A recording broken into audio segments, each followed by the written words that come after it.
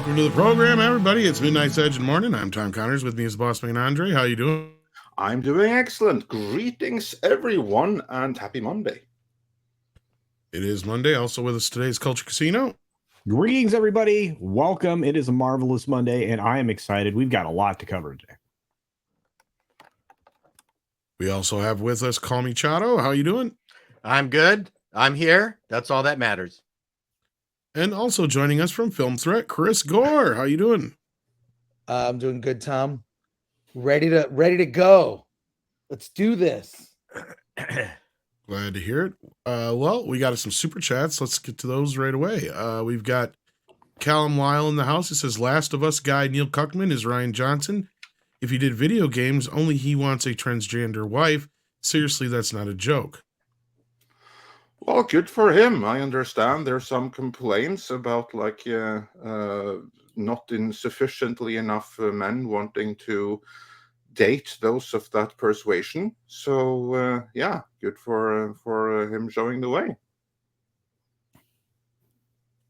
There you go. It is the We way. got Psychotic here says, Pirates. There be no pirates here, matey. No. Cough.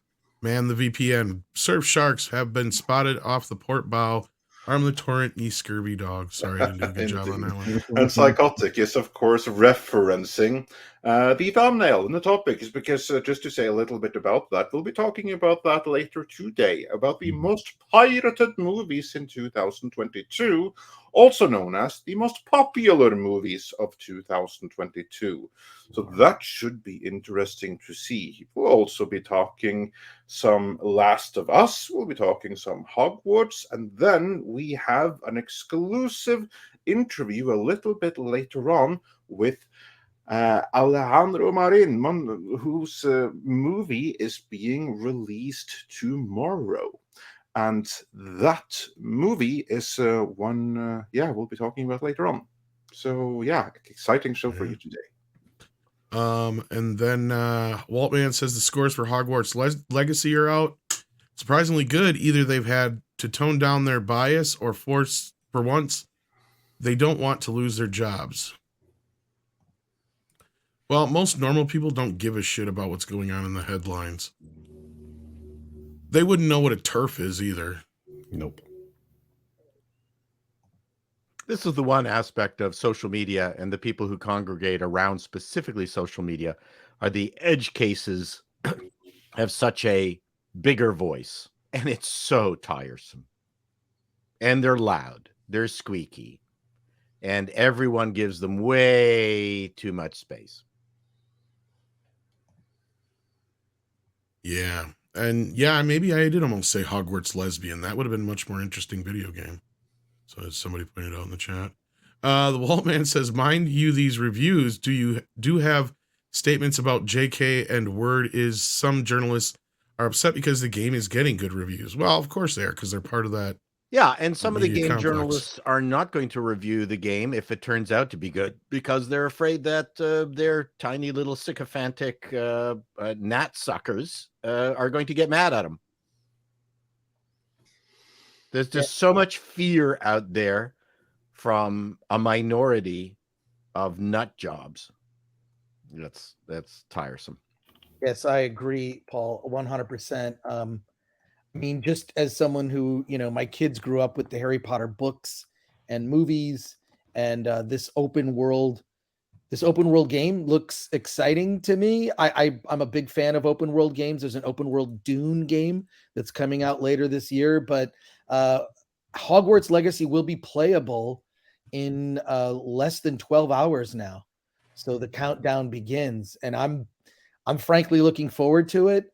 But it does bother me that people can feel bullied by others on the internet, a small minority, as you pointed out, Paul, who, are bullying people to not play this game over their ideology. Their bizarre ideology is just insane.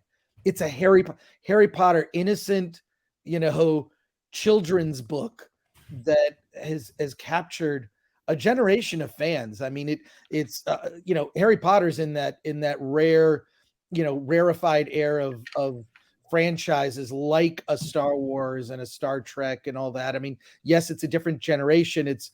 But in the fantasy realm, Harry Potter is huge. So here's what I'm curious about is at the end of the year, when they do the video game awards, what will clearly end up being one of the top selling games of the year. There's no doubt about it that it will be one of the top selling video games. Goes to show that one, these activists / journalists have had very little effect. The social media campaign to bully and pressure people into not buying it failed miserably, which tells you there are more smart people out there than maybe I thought at the beginning. But this is a good thing. And we'll see if the video game awards, because wasn't there some when the game was even mentioned on the recent video game awards?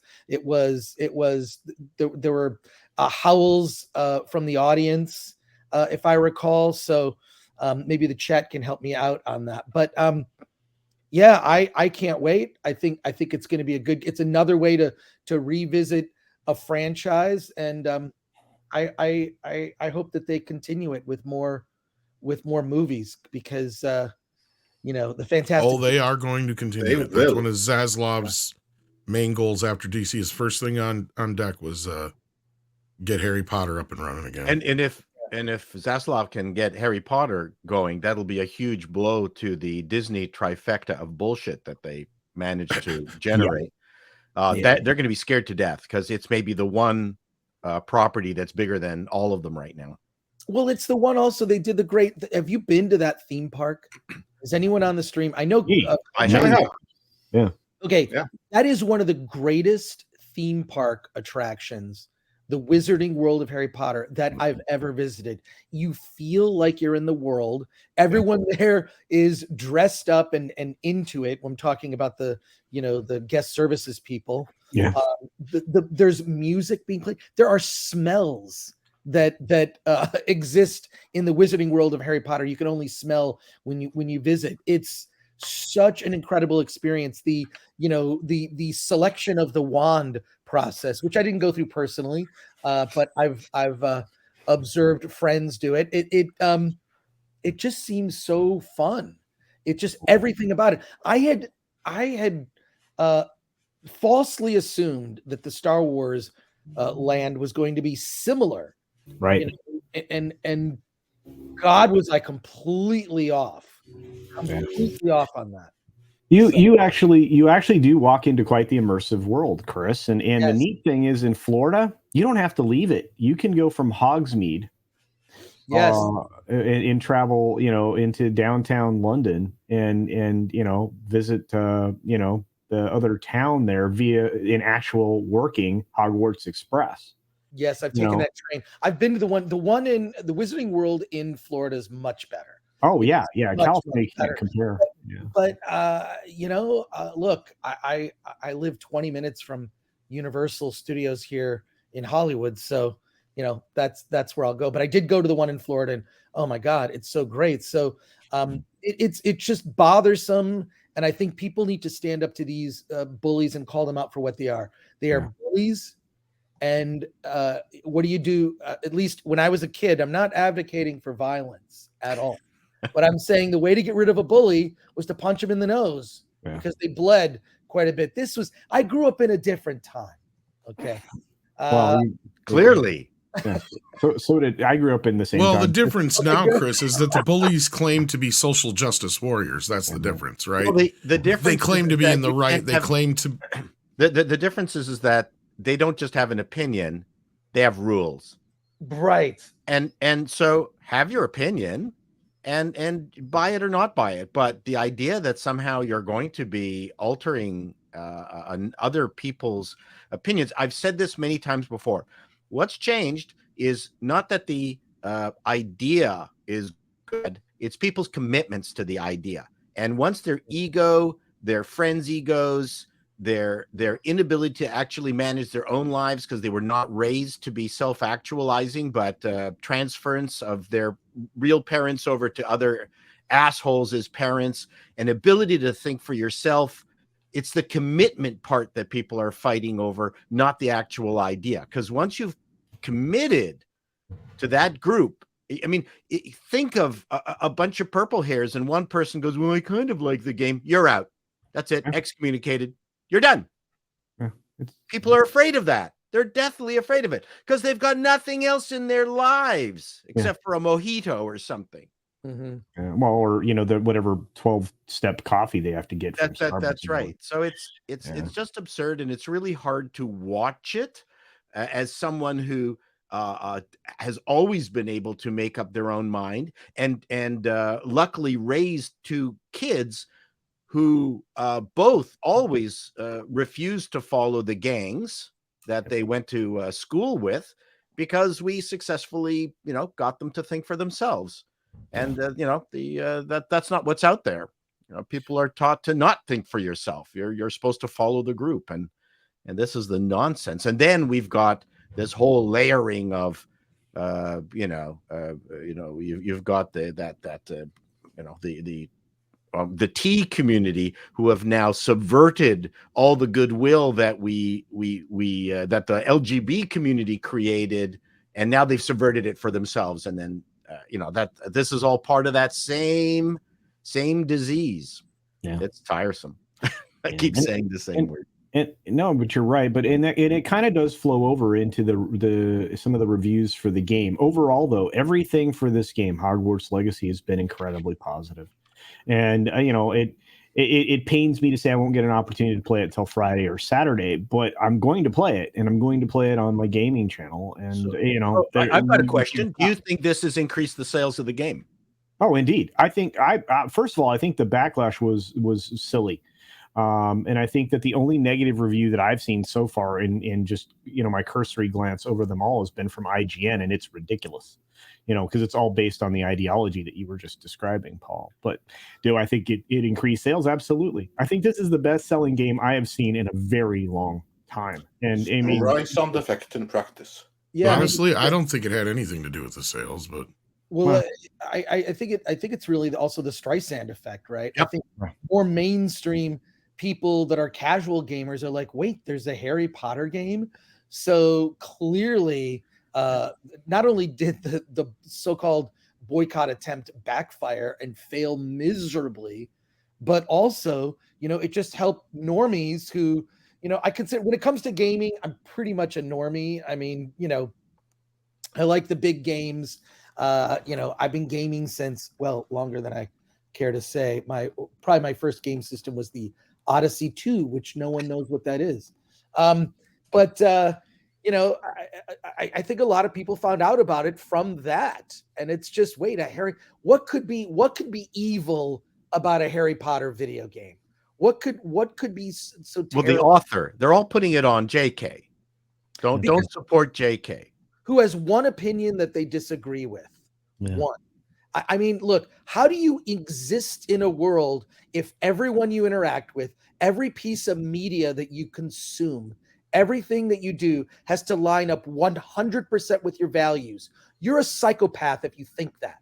I don't think any of these complainers actually are capable of shitting. I think their intestines are so constricted that's part of their problem, is that they're just filling themselves up with poop, and they can't extricate. They added too much cheese to whatever they did. Well, their entire philosophy is based on cheese.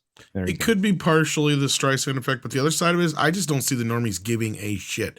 You ask most normies who J.K. Rowling is, they probably wouldn't even know who the fuck you're talking about. Well, there's that too. That's the thing, is they don't give a crap about any of this stuff. They don't know what a turf is. They just want to play their fucking Harry Potter game, or they want their kid to be quiet because they've been bugging them for the Harry Potter game for the last 3 months. They don't give a shit about anything else, and I don't think it's going to affect it one way at all. It's the same thing with Gamergate shit. It was all a big bunch of hooey bullshit made up by people that were not getting what they fucking wanted, basically. But I'm not sure. I see your point. But sorry, if I just may, I think that this actually has the potential to be a little bit more than that. Consider, Harry Potter is a very well-known franchise. You now have a generation of kids who grew up with Harry Potter and who now have kids of their own. that they are introducing to Harry Potter because they grew up with it. They're the ones taking them to like the Universal Studios parks, reintroducing the books and everything to a new generation. These people are very well aware of who J.K. Rowling is. Now, are they aware of the details of the controversy? They are, but stuff like that? Probably not most of them, but they do know that J.K. Rowling is the author of Harry Potter books. They love Harry Potter. Ergo, J.K. Rowling can't be that bad, can she? And then there comes this game, which is, by all accounts, an incredibly awesome game.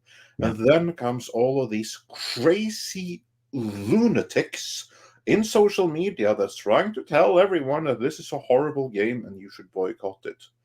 I think that this, unlike Gamergate, is going to backfire on the wokies, on the authoritarians. Well, I don't disagree with that, but well, and you could be right. You could be right, but I think there's a very good chance that here they're going against something that is so beloved, so popular, with something that to normal people is so inane and such a completely ridiculous criticism that it can only backfire against those trying to level criticism at it. And any game awards and stuff like that deliberately try to ignore this, well, they're kind of like stuck between a rock and a hard place, because everyone in the industry, they want to be this virtuous and stuff, right? But then you have the actual audience, so you can't play both sides. So then they have to decide, do they want to be in the club and show how virtuous authoritarians they are? Or do they want to side with the audience? Because if they don't, they're just going to make themselves irrelevant. I think that this thing right here can be, I'm not going to say it's going to be a watershed moment in any kind of culture war, but I think that this has the potential to gather more attention than we give credit for right now, and to the detriment of the authoritarians. Well, I think you guys are giving normies too much credit as far as knowing who actually makes the shit they watch. Well, but I think, like I've said before, a lot of people still think Steven Spielberg directed Star Wars because they don't care. They don't know. I start talking about some of these actors or directors and stuff like that around people. They look at me like I'm a moron because they don't know who the hell I'm talking about. But we'll see, Tom. I mean, I'm only going to slightly disagree with what you're saying there. Yeah, I'm not saying J.K. Rowling isn't as well known as other. She's much more well known than other people. I will admit that, but yeah, she was the first billionaire's author. My point is, though, is if you think most people give a shit about this stuff, then we're way off base here. They don't care. Let me just add to what Andre was saying, because I think it's more relevant, is that this game started development back in 2017. It has been being developed for a very long period of time. It's so old that it's not even using Unreal Engine 5. It's using Unreal Engine 4. And so it wasn't really weighted down by a lot of this political junk when they started working in the game. So I don't think that's. I think that the game wasn't going to ever be affected by the politics of the now. So, and that's fortunate. And I think that's going to speak to what Andre's talking about, which is the fact that it's going to make this game more popular because it won't have a lot of the creepy junk that's being inserted into, modern society now. But I'll say this real quickly, and it's this: Metacritic scores for this game are very high. For PC, it's 83. For the PS5, it's 86, and for the Xbox Series X, it is 89. So it is scoring very, very well with Metacritic, which is probably the best place to go because it's an aggregator.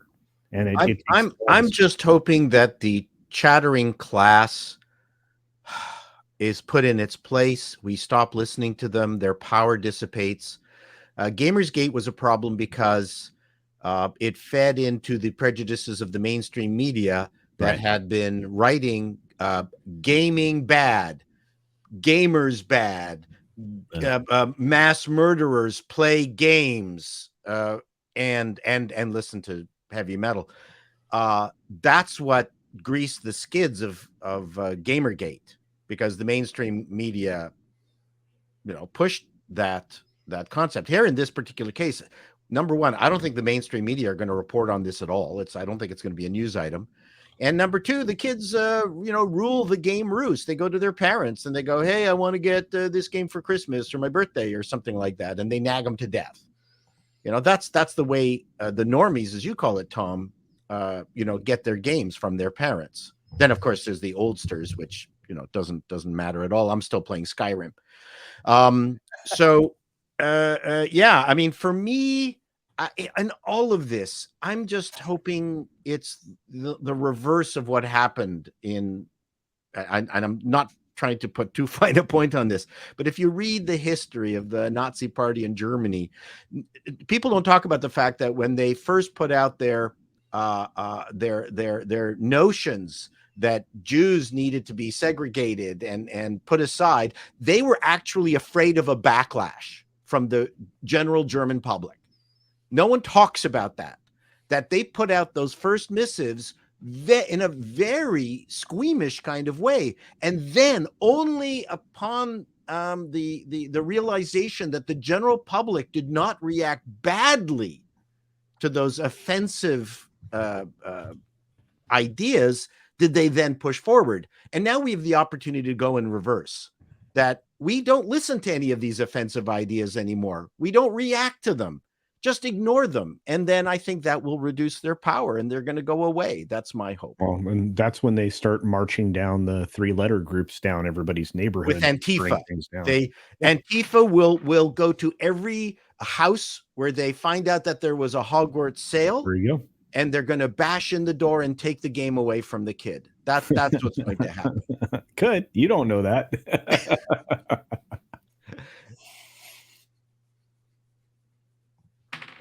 Yeah, indeed. So yeah, it'll be interesting to see what happens with Hogwarts Legacy.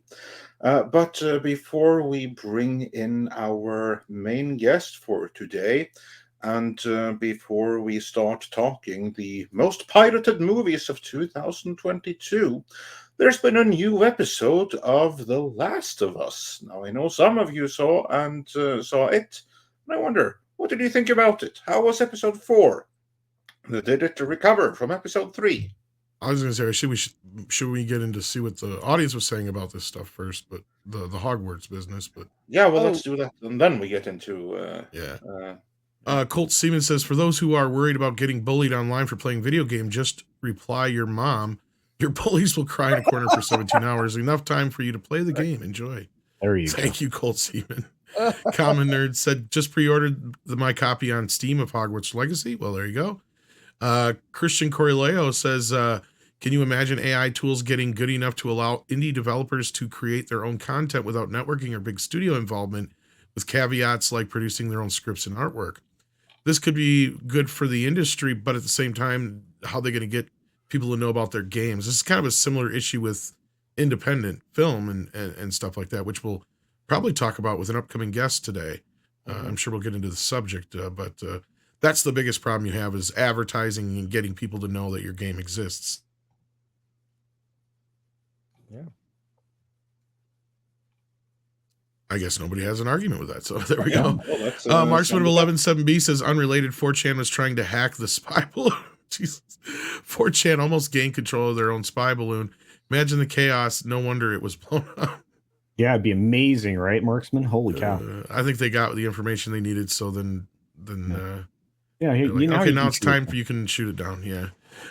Colt Seaman has been a member for 6 months. Says, Paul, I don't know what this think for yourself is. Most likely an old man thing, so I'll Google it. Yeah, it's an old man screaming. Yeah, don't. You know what? It's dangerous to think for yourself. You're just going to get into trouble because then you won't have the support of other people to worry about. It's terrible. Patrick Robinson said, has anyone seen Winnie the Pooh Blood and Honey next week? Curious to hear why or not. I have tickets to it. I'm seeing it. I just bought them because it's a Fathom event. By the way, Christopher Robin. I found out that movie was made for $60,000. Micro budget. Opening in wide release in theaters through Fathom Events. Really, just I love the whole Fathom Events thing. They release like indie movies, special interest things. Like they did Les Miserables, the Broadway play, but like in theaters, which I actually did go to see. You know, then they do like these small indie movies and then like retro movies like, you know, Star Trek II, The Wrath of Khan, or Dark Crystal, things like that, right? Like retro films, because Hollywood doesn't have enough new product that people actually want to go see. So it's just bizarre to me. I mean, there's an explanation for that. Andre, I don't know if I mean, this might be a pivot. I know we have a plan of stuff that we're going to talk about, but I just think that I've seen such a shift in, you know, what things get championed, you know, in terms of movies that get big theatrical releases, in terms of what movies, you know, are get awards recognition. I sent you via DM, Andre, a chart that basically explains why the Oscars have, you know, the ratings of the Oscars have plummeted so substantially. Maybe something to talk about another time, but it really has to do with the fact that the commercial movies are the ones that are not selected for awards consideration. That's it. It's really quite simple. Yeah, I saw that though. The tail off after 2000. Yes, it's crazy. Yeah. So, and this actually ties in with the topic that we'll be discussing a little bit later on, namely which movies are the most pirated, and there's definitely a bigger overlap there than with the movies getting the Oscars, which tend to be movies that, let's be frank, no one's ever heard about. Well, yeah, and we've talked about this before. Like I said, a lot of it started with Harvey Weinstein and English Patient Zero when he started buying up the Oscars for years. And after 2000, what happened? Well, the only movie that won between The English Patient and now that anybody's ever heard of before, besides Titanic, was basically The Lord of the Return of the King. Since then, name me any movie that's won Best Picture in the last 15 years. I'll wait. Sharknado. Nope. Sharknado, you mean? You didn't even say it right. Damn. Can't even get the joke right. That's my point, is like, and I was so pissed off. I can't even remember what won last year, but the only reason I remember Parasite won the year before, whatever it was because I'm like, how the fuck did that beat, you know, Once Upon a Time in Hollywood? And it's already a foreign film nominated in the foreign category. What's it doing in the main category? But that's a whole nother discussion. Well, I mean, this is a Chris discussion in terms of is it the level of self-importance of the people who are voting? I mean, right. Well, 100%. And look, I could do a whole thing talking about the Oscars, the whole To Leslie controversy with what's her name, Andrea Riseborough. Like, you know, that to me is just irritating because she did a grassroots campaign where she had, you know, other people in the Academy show the movie to other people in the Academy. That's it. She'd spent like no money. And these Oscar campaigns, it's not an exaggeration to say you buy awards. If you even want to be considered for an award, you're spending millions of dollars on Oscar campaigns. Look, I go to the parties. I see this. I see how much money is spent.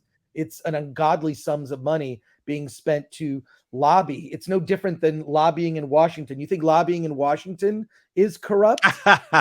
It's the same thing with awards. And fine, that's how the industry works. I like to think that when people, you know, actually sit down to vote, that they vote with, you know, their heart in terms of like what the film is that they think is truly the best performance or best in whatever technical category. But I have to believe that money is an influence. Money is corrupting in this. So it's interesting. I recently subscribed to the Oscars YouTube channel. I know, weird. The Oscars has a YouTube channel. I think you guys get way more views than the Oscars channel. But what I found fascinating was they're running clips of old Oscars, like Gene Hackman getting an award for Best Supporting Actor for Unforgiven, or Clint Eastwood getting an award for, like, they're just running old clips from the Oscars. And it's amazing how different the show was, how much classier the event was, how gracious everyone was, how there were no lecturing types of speeches back then. It was, I mean, there were off the cuff, you know, moments. Billy Crystal, I think, was probably one of the best hosts of that era. But man, it has changed into such an unwatchable. All the well, it used to be almost like a roast too. I remember. like yeah, partly a roast and like, hey, let's have fun and we can laugh at ourselves. Sasheen Littlefeather's the only time I really remember anything really like the modern era where somebody went up there and preached at the audience, and then she got booed off the stage. Yeah, and then also it was debunked because she's not even Indian. Yeah, So, well, there's that whole thing too. Yeah, that came out after she passed, and yeah. But it's just crazy how this is. I'm only bringing this up because the Grammys were last night. I didn't even know it was on. We were talking about it before the stream. I didn't even know the Grammys was on. Nope. Somehow it's on social media. A couple of people like making mostly comments about like how weird Madonna looked, or it was all over the trades this morning. Yeah, Sam Smith's performance. I'm sure the ratings were pretty low. I mean, it started out with a just this weird perform. I just don't know what they're who is the audience for this show now. And the audience for the show is the people sitting in the room. That's it. The audience for the show are the people sitting in the room at the show. It's not the audience at home. I feel there's very little, considered about people sitting at home watching this. I mean, yes, award shows are shows. They're meant to be entertaining, but my God, they just completely are just, trying to please the people in the room, and that's all. Well, it was kind of like what I found so funny about the whole Oscars So White campaign. It's like, you guys are the Oscars. Like, what the hell? Like, why are you trying to make us feel guilty for your votes? Like, like you are the ones that vote for these people. It's your peers, not us. It's not the People Choice Awards, And that's the part of the problem is if, and I think that's exactly it. And I said that we'll probably see a bump in the ratings this year, Chris, simply because people know the movies, right? There's at least a half a dozen movies that are nominated for Best Picture that most people have seen. Or at least heard of in the very least, unlike, not, since the 2000s. And I can see that all the movies are usually these little lesser known prestige pictures that people, the Academy seems to think they're, and this goes back to the woke bullshit. They think they're being virtuous by giving these smaller films a little bit of attention. Sometimes it does. I'm not saying it doesn't, but other times, like I just said, I've not seen one person yet name a movie in the last 15 years that's won Best Picture in the chat. A bunch of people brought up Departed. That was 2006. So that's yeah. I will say this. I don't know if you watched SNL this weekend. Most people didn't, but it was particularly good. Pedro Pascal was on. They did a great sketch about Mario Kart, taking the next big video game franchise and making it dark, starring Pedro Pascal as Mario. It was hysterical. And they did a sketch, which was a game show that basically showed how out of touch, Hollywood is with the traditional, average moviegoer. It was a comedic sketch. I'll find it. You can't show it. If you show it, you're going to get copyright. You're going to get not a strike, but it's you can't show it, unfortunately. But this sketch is hysterical. It's basically just asking, the question was, name a movie in the last 5 years, any movie. And none of the contestants could name one. Nice. Wow. It was really fun. It was nice.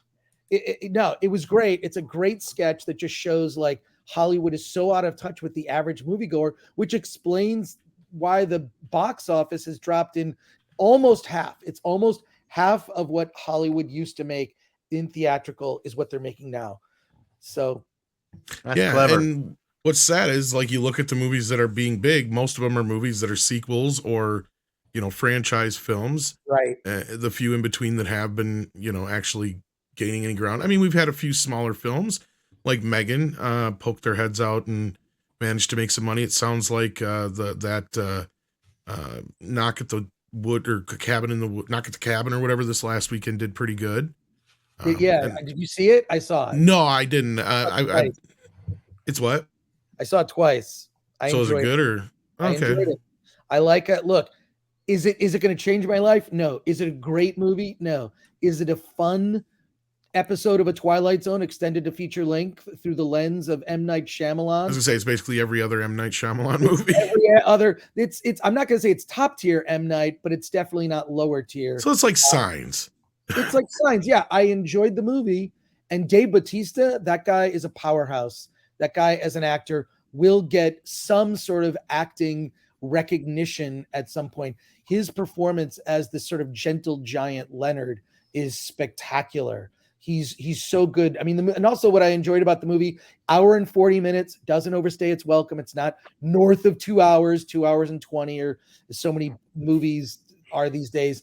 And it starts from the beginning. There's no like, let's get to know the characters. It's like, nope. It starts from the opening scene of the film.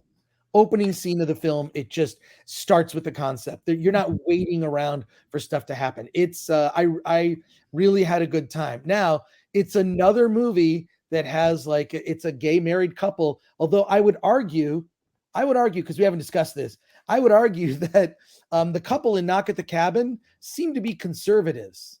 They're gun owners. They're going on vacation, not in the big city, but in the woods. They dress conservatively. They have a family. Family values are associated with culture. So it's a conservative gay couple. And I would say even that Bill and Frank might also be considered maybe a conservative gay couple. Just throwing that out there as fodder for. Well, Chris, it's funny you say that, because was it You Culture or somebody on one of your shows that was just recently, or was it one of the comics where they're talking about like most gay men now are like conservatives, or at least over 50%. I think Yeah. that was Depends on the age Yeah. category. That's true. That's true. I Paul, got yeah. slayed because I've been involved in supporting the gay community since Right. when I marched against the bathhouse raids. Since in you were a Toronto young gay man. in Yes, we know. the 70s. So I was part of the protest for gay marriage. I supported the gay community quite actively. I was involved in it. I helped gay counselors get elected in Toronto. So I lived in Gay Town in Toronto at Church and Carlton. So what's funny is I mentioned something to that effect in terms of this whole new nuance to LGBT plus stuff, and then I got accused of being part of the old gay community. What? It was so funny because I've worked with, I know a lot of people in Bay Street, our financial district, who are, multimillionaire CEOs of billion-dollar corporations. And oh no, those gay people, those lesbians and gay men don't count, because, just because they've been successful and they know how to run a multi-billion-dollar corporation. No, they don't count. That's how we live in such a bizarre world. Yeah. And Weird they're time. conservatives. Yes, they are really, really conservatives. Yeah. Yeah, it's funny. In anecdotally, I have similar stories because, it's part of my family and friends makeup, but where was a conversation, I think, on Thursday's Comics Division channel. I think you're right, Tom. They don't even want you as an ally, though. Yeah, that's pretty bad, Paul. I'm like, go ahead. What? Anyway, sorry. No, they don't want Paul as an ally. They don't want me or Chris or anybody. It's like, okay, well, I've been fighting for this longer than you have, Chief. But whatever. Oh yeah, when I challenge someone and I go, look, I got eggs thrown at me in the rain as we marched to the St. Charles Tavern to protest the bathhouse raids in Toronto. I said, okay, so what's your equivalent? And you're gay. What have you done? The equivalent is I put Sweet out dick all. Putting out a tweet in support of something is literally the lowest effort, least you can do. It is, if there's such a thing as that's the least you can do, it's putting out a tweet. But no, there's something even lower, Chris. I had a sketch where someone went, I am so furious about this, I'm going to heart this tweet. That's even less. Yeah, I'm done. My support is complete. Woo! My conscience is clear for the day. Yes. Be careful what you heart, because that can get you fired from your job, and it sickens me that we live in a time where that's even a possibility. But we just watched it. We just watched Mark Hamill something and get canceled. I'm like, WTF, kids? What is happening right now? Well, and the whole J.K. Rowling thing, going back to that. But another thing we were discussing earlier is, how hard it is to get stuff out there, right? The biggest hurdle that anybody in the independents, whether it's music, video games, movies, the biggest thing out there is getting people to know about your stuff, right? So we have a director here today who has a project that's on its way out? I think it hasn't come out yet, but we'll ask It's him. due tomorrow. It comes out tomorrow. That's what I was going to say. I know it's coming soon, but I couldn't remember the exact date. So with that, let's introduce our friend here at Midnight's Edge, Mr. Alejandro Montoya Marín. How are you doing, sir? How are you, gents? Thank you so much for having me. Yes, we're glad to have you. We brought you in here today because you have a movie opening tomorrow. And like any independent producer, you're very shy about your product and will not be talking about it very much. Correct? Am I I got to do it. You know, the indies have to do the foot soldier work, so I have to pretty much promote it and as much as possible. Anybody promotes, it's like it's part of the biz. Like, good to see you. Well, the beauty of it is I set you up for that so you can shill away all you want for your film. And that's the beauty of it, is your film. So it's, I don't even know if you could technically call that shilling, I guess. But welcome, Alejandro. It's been a tick since we've seen you. We got Paulie in the chat. Get your butt in here. You set this up, my friend. But yeah, set us up here. Tell us what this movie's about. We'll take a look at your trailer and then we'll talk about it. So my movie's called Millennium Bugs, and it's a Y2K comedy about two best friends kind of figuring out what the next stage in life is during the last week of 1999 and during the Y2K craze. And it's basically two best friends starring Michael Lovato and Katie Aaron. It's technically my second feature film, because the first feature film I did was for that Rebel Without a Crew show, right? Which, I mean, it counts, but it doesn't, because it was like done with like really different ways of doing movies. Like, for those who may not know what Rebel Without a Crew is, why don't you really quick give them an explanation? Yes, Rebel Without a Crew is a docuseries based on Robert Rodriguez's book. Robert Rodriguez is the director who made El Mariachi, Sin City, literally probably the only Mexican-American filmmaker who's been a successful director in the box office, with Sin City, Spy Kids, Planet Terror, a bunch of other movies. Yeah. He recently just did Alita and is talking about possibly doing Alita 2. Anyway, the whole point is they did a docuseries where you shoot a movie the same way he shot El Mariachi, which is 7K, no crew, and 14 days to shoot. Only this time they had a camera crew following us. So you had to be good in front of the camera while you're doing a movie under the most difficult of situations. Yeah, so we did talk to you then about your project. And now you have a new one out. So let's not waste any time. Let's take a look at a trailer for Millennium Bugs from Alejandro. Here we go.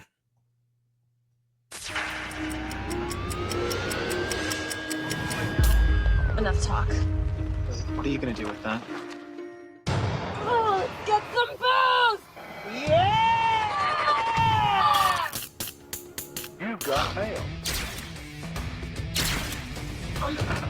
Man, what do you think you're doing? Due to lack of payment, You redneck. that was uncalled for. Sorry. Kelly, when Cut to the chase. you're out of money. Oh, man. Hey, wake up. I need your help. What are you wearing? I have one for you, too. Are we doing this or what? Doing what? Grab your keys, bitch. Stop! We're committing felonies tonight. We're gonna get caught. Because I'm messed up like that. Y2K experts are staying on top of any potential problems.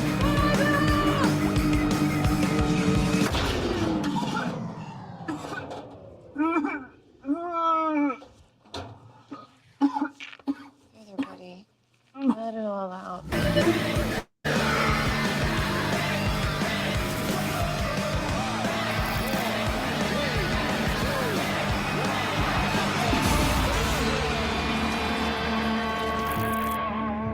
I can't do it. Do you need more cocaine? No, I'm coked up pretty good.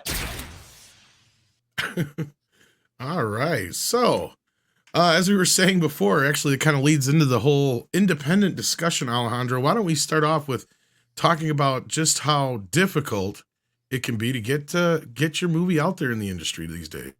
I think it's extremely difficult, man. It's really funny that I just made a post about this. Like, I've heard almost from meetings to investors to distributors to everyone, they all have like a little list that if it's like it's not an IP, it's not a sequel, and it doesn't have stars, don't dream. That's literally what they tell you. Everyone does. Or they, it's kind of like they're playing Moneyball backwards, and they're just like, well, we need to make a movie that talks about space, and they need to have laser swords because Star Wars had that, and they're huge in the box office. And then what other movies right now? Wakanda Forever, cool. The lead dies, and now the sister goes. Like, they try to mimic things, and I'm like, well, that's not what This isn't an equation. This isn't an equation, and it's not only as an independent artist. I think the one that everyone thinks is like the money. Where do you get the money to make this happen? And sometimes you have to start from the lowest to the low to the lowest of the low. Millennium Bugs was we lost the funding, and I had to crowdfund it, and we raised the funds to crowdfund. Interesting. Yeah, no, it's I feel like the director's job is not to take no for an answer and to keep fighting until you finish the job. Right. Well, naivety is a very important feature of being an independent producer. Oops. Sorry?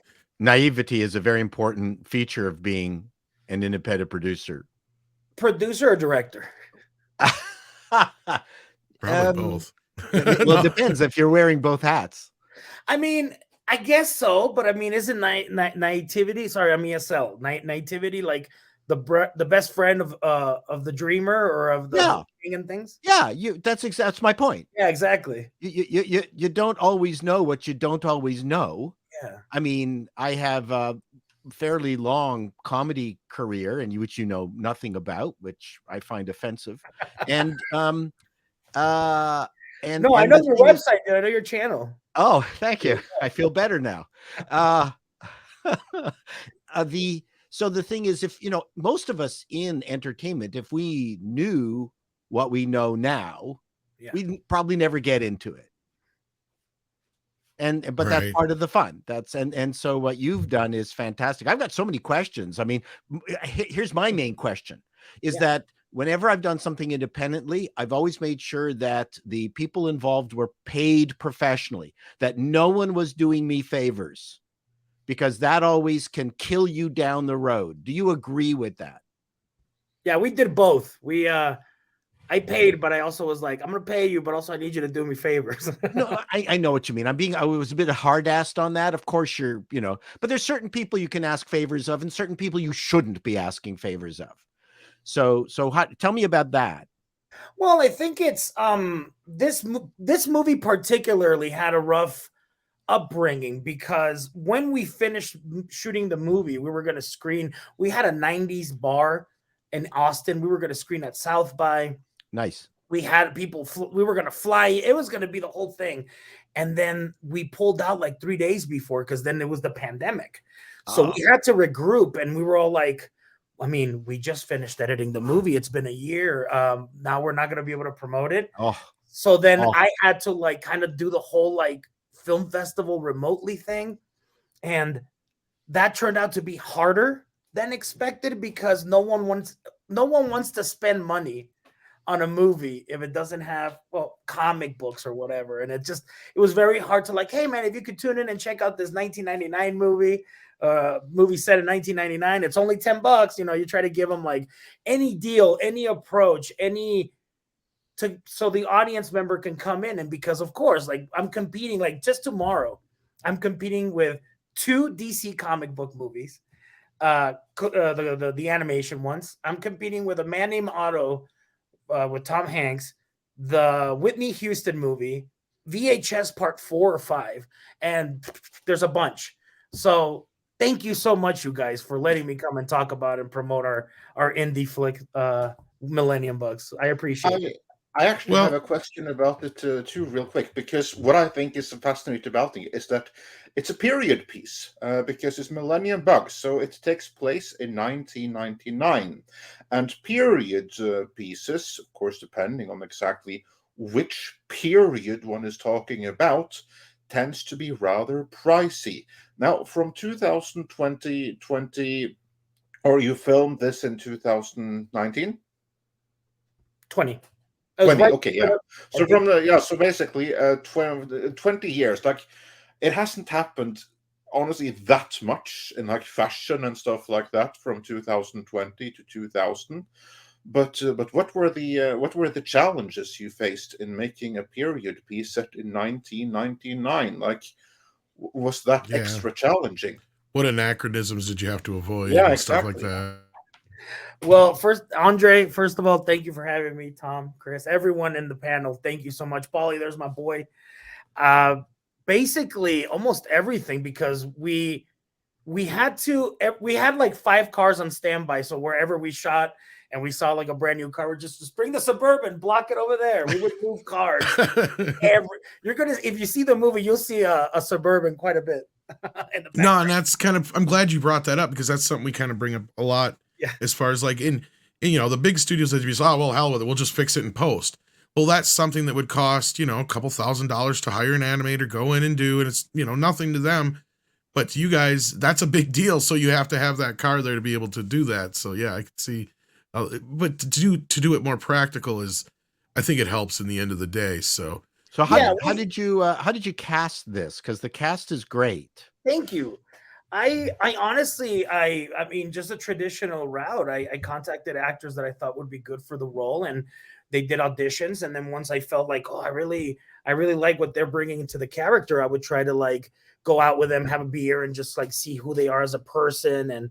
And if you're going to be fed up with me because I constantly talk and I'm very energetic, maybe this isn't going to work out. So just try to meet them, and then from there we did that. And obviously, you promise the actors that, hey, if you're going to waste your time on this movie, I'm going to work my ass off for you and make this movie doable, because I don't want to waste your time. And so your lead female, I don't know her name, has Katie a Aaron. super Melanie Griffith quality. Was that what you were looking for? Like from Something Wild? Dude, that is amazing, because that is one of my favorite movies. And yes, that is a very huge inspiration. I love that movie. I love it's a brilliant movie. Great movie. Great movie. I mean, there seems to be a lot of that in this movie.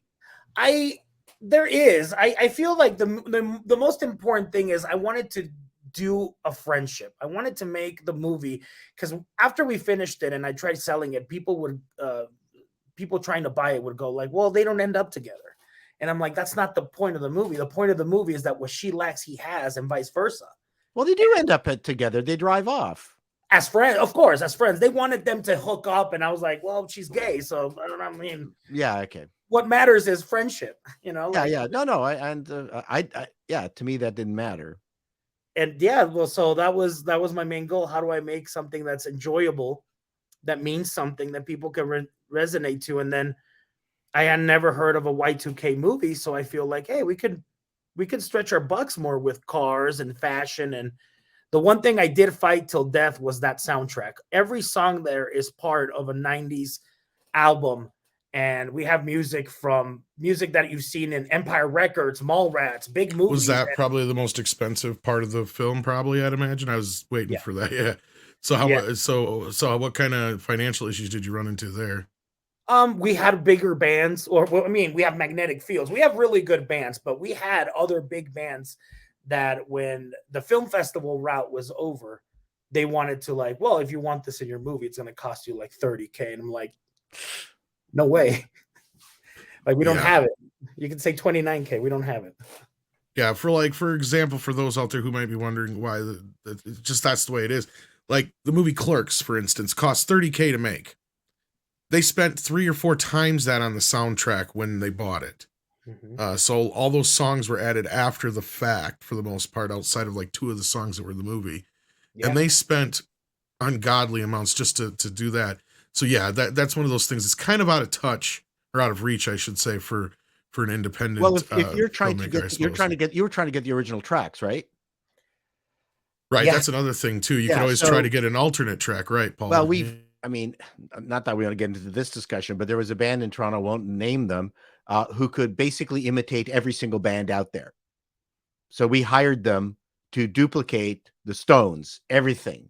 And the cost of music plummets if it's someone else doing the tracks. That's a hint for all you independent producers out there. And by the way, that trick, the sound-alike band, Yeah. is used by like Michael Bay. He'll use music from the Rolling Stones in his movie, but he hires another band to perform it. Right. You pay for the sort of, you pay for the, you know, the Rolling Stones because they wrote it, but you pay the performance to a different band, a sound. Right. It's a great trick to use to get big music in your movie. Yeah. So Chris, you have great hair this morning. and, Yeah. and Oh, the you look, do. I didn't know I was I'm on jealous. camera. who was the DOP on your I film? didn't know he was on camera. I love it. The my director of direct- photography. Yeah, my director of photography is Ryan Halsey, who I went to film school with, and he also was my +1 in Rebel Without a Crew. They allowed you to bring one person, so he did my lighting and my sound. Yeah, the film looks great. Thank you, sir. I appreciate that. Thank you. No, I look that's the one thing that indie films, it gets me in the back of the throat when I go, okay, that's an indie film, and then it's hard to watch. Well, the beauty is, Paul, now is a lot of the indie films are using the same kind of cameras that the studio guys are, because they're all the same digital You have to know cameras. how to color grade and Well, yeah, shoot you it have to have a there. DOP and all that stuff too. But You gotta I wanted to know ask how to do it. Alejandro a specific question here that was brought up earlier, Sorry, because you brought up nowadays that nobody wants to see, or nobody in the studios wants to see your script or hear about your pitch unless it's a IP or something like that. Does it warm you a bit to see movies like Megan and like this recent Weekend Knock at the Cabin do well that aren't necessarily attached to some IP? I think we talked about this like a couple of months ago, and there is an air right now in meetings and production, like production meetings and greetings with companies and pitches. Like there is an air that they're kind of saying, okay, it's time for new voices. It's time for, we should bring more original IPs. Obviously, I'm saying that and it doesn't reflect, but it's because it usually takes a year to get the script right, to shoot it, to edit it. It takes a while, but I can sense that in the meetings, and it does. It makes me really happy with movies like Everything Everywhere at Once and Tar. I mean, even though they're indies, but they're more independents. And then you start hearing how other projects, they struggle so much to get like the attention to like, oh, well, they didn't put enough marketing. I think it's, as a film lover, I love film. I love watching movies, and I want to make a movie that I think I would see and I would enjoy. So that's always what I'm trying to do. And there's so many people right now trying to do serious things and I just wanted to make a fun movie that people can like talk about later and say, you know what, that was worth it, man. That was fun. Let me tell a friend. Absolutely. So you said you had to go to crowdfunding for this film eventually. How did that come about? Oh my God, it was the worst. It was like it was the worst. Indiegogo, where'd you I was go? gonna say, do you have any recommendations for anybody who might want to do this, or things to look out for, to avoid, that you may have learned from your experience? Oh, of course. I can give you so many tips real quick, just so you can see. For tuning in, I'm going to give you tips. 1, have a lot of content. 2, patience. 3, you're going to start getting calluses on your fingers from all the texting, because people will say, yeah, man, I'll help you out, I promise. And then you don't hear from them. And then you have to message back, and you have to remind them, and you're competing against, you're spreading people away from their money. And that's very important. You're taking away bread from them, and you have to pitch to them, this is going to be worth your money. So you have to be prepared, and you can't just shoot a video like this. Hey man, I'm Alejandro, and you should invest $100K in my movie. Why the fuck should they? What were your perks? Oh, I gave them t-shirts and the typical ones, but I think my biggest perk was like, I'm going to get this movie made, because I've heard so many people that never get it done. Yep. Yeah, And I've put money into 2 projects that never got done. So congratulations, seriously, congratulations. You know, on that note, I've seen Alejandro's 2 of his features now and 2 of his short films, and it's great to see the progress and the journey of an indie filmmaker. And we absolutely loved The Wrong Guy that was out a couple months ago. That was hilarious, and I'd seen this one a few years ago, so it's great to see it get released. How, just for the, let's say someone gets their film done, how difficult, how many hoops did you have to go through for it to be released on iTunes? It's a good So question. many. Yeah. So many. So here, so for tips for Indiegogo is always have content, always be super informative, always see that don't just oh, there's the campaign, I'll come back in 2 weeks. No, there's the campaign, now go text for 8 hours, now figure out a car wash, figure out a concert, figure out a screening, other ways to make money. Now for the Indiegogo, it was very hard, man, because they will always lowball you. Nobody wants this, and maybe you don't need the soundtrack. Magnetic Fields, Archers of Love, who are they? And you're like, excuse me, like they're pretty big bands.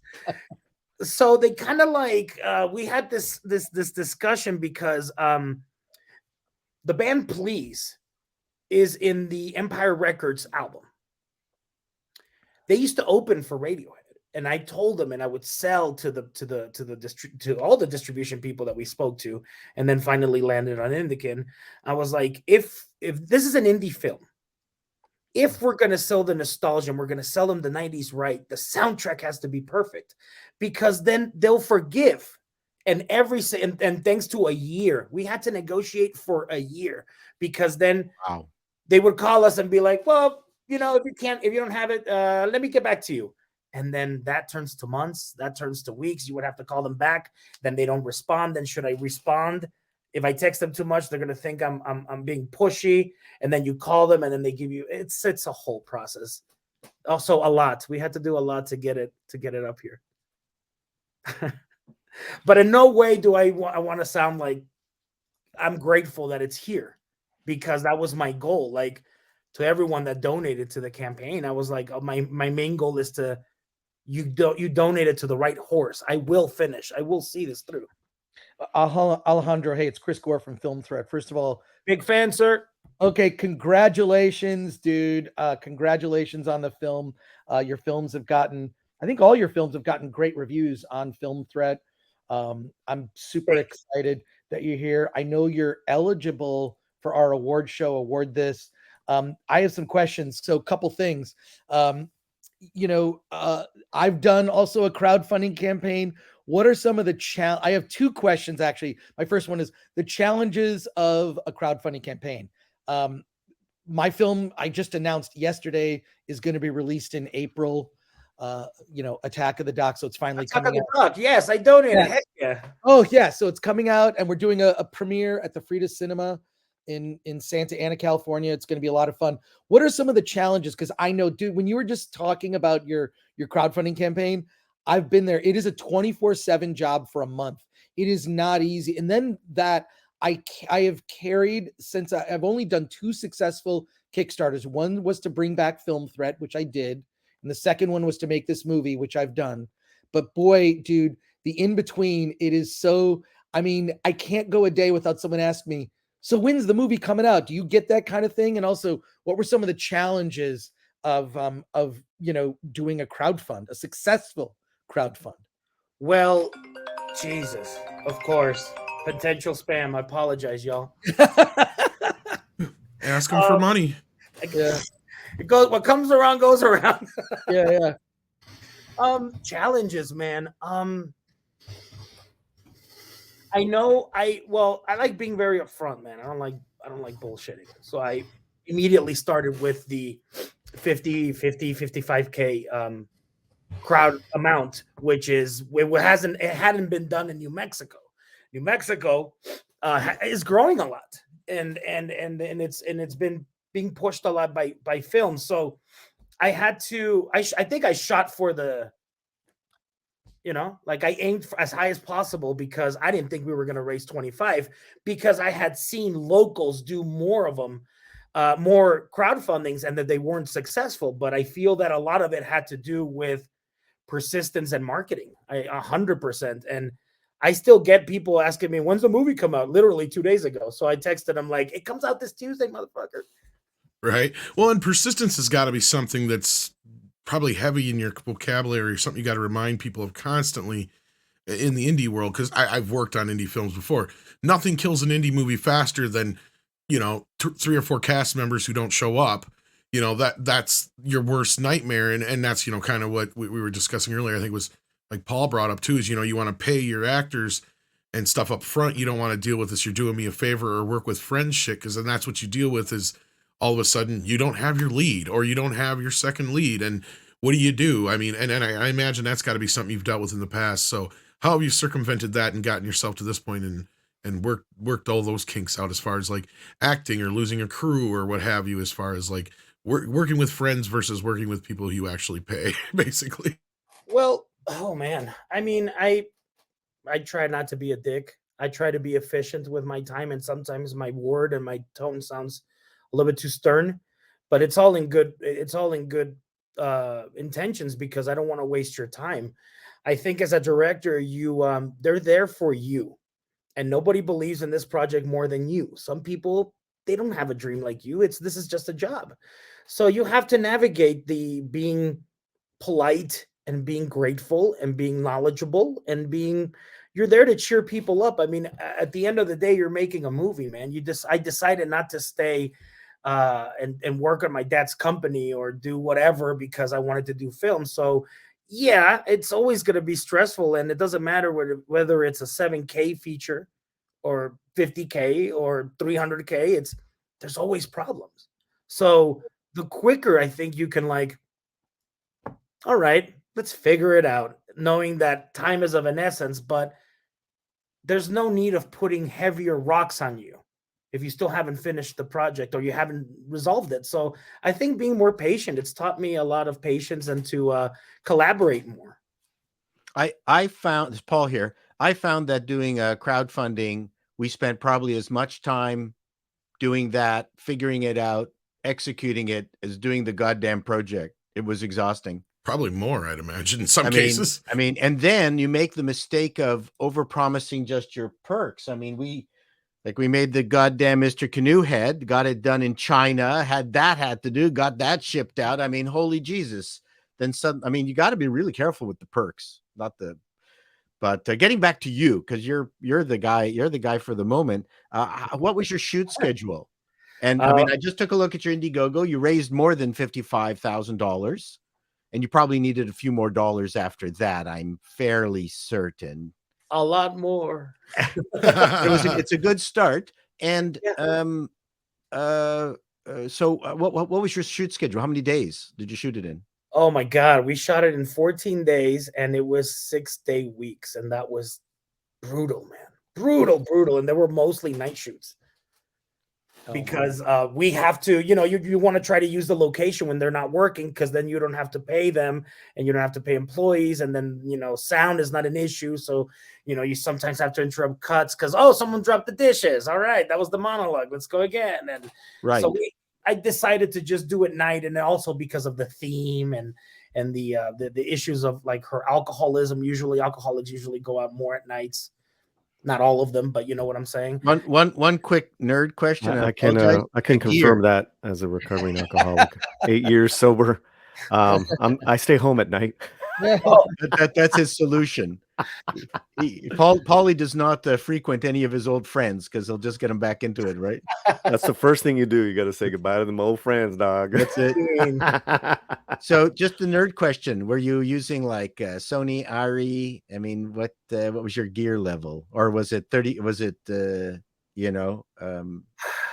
think it was the red. I forgot what red. You went red. Okay. Oh, we did shoot. We shot Atlas lenses. There's these wide angle anamorphic to make it look more 90s, and then we adapted the red to the Atlas lenses, which are beautiful, and I like the way it looks. I mean, maybe I'm a little biased. This is my movie. No, I think you overperformed on the look side. That was all Ryan Halsey. Can I first of all offer a comment and a question? But Alejandro, just congratulations, because doing a successful crowdfund, that's a challenge.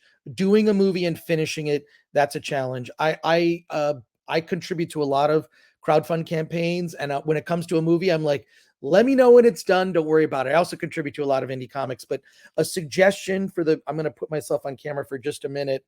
to show. My suggestion is on a perk, try to do as many digital perks as possible, but if you're going to do a physical perk, do patches, something like a patch, because one, Órale, I think he's they're gonna go cheap. grab his patch. Oh yeah, they're cheap, Onde- right? Patches onde- are cheap to do. You Yeah. can fit them in an envelope, so it costs you one stamp. Yeah, there you go. Patches. Two patches. I did Attack of the Dock official crew patches. They cost like $1. You throw them in an envelope, and that is a great Oh, perk. that's cool. And that's really cool design. Yeah, yeah. I'm still waiting for mine. This one too. Wait, I'll give you. What do you mean? Did you? Ándale, man, I gave you like $100 yesterday. All right, that's cool.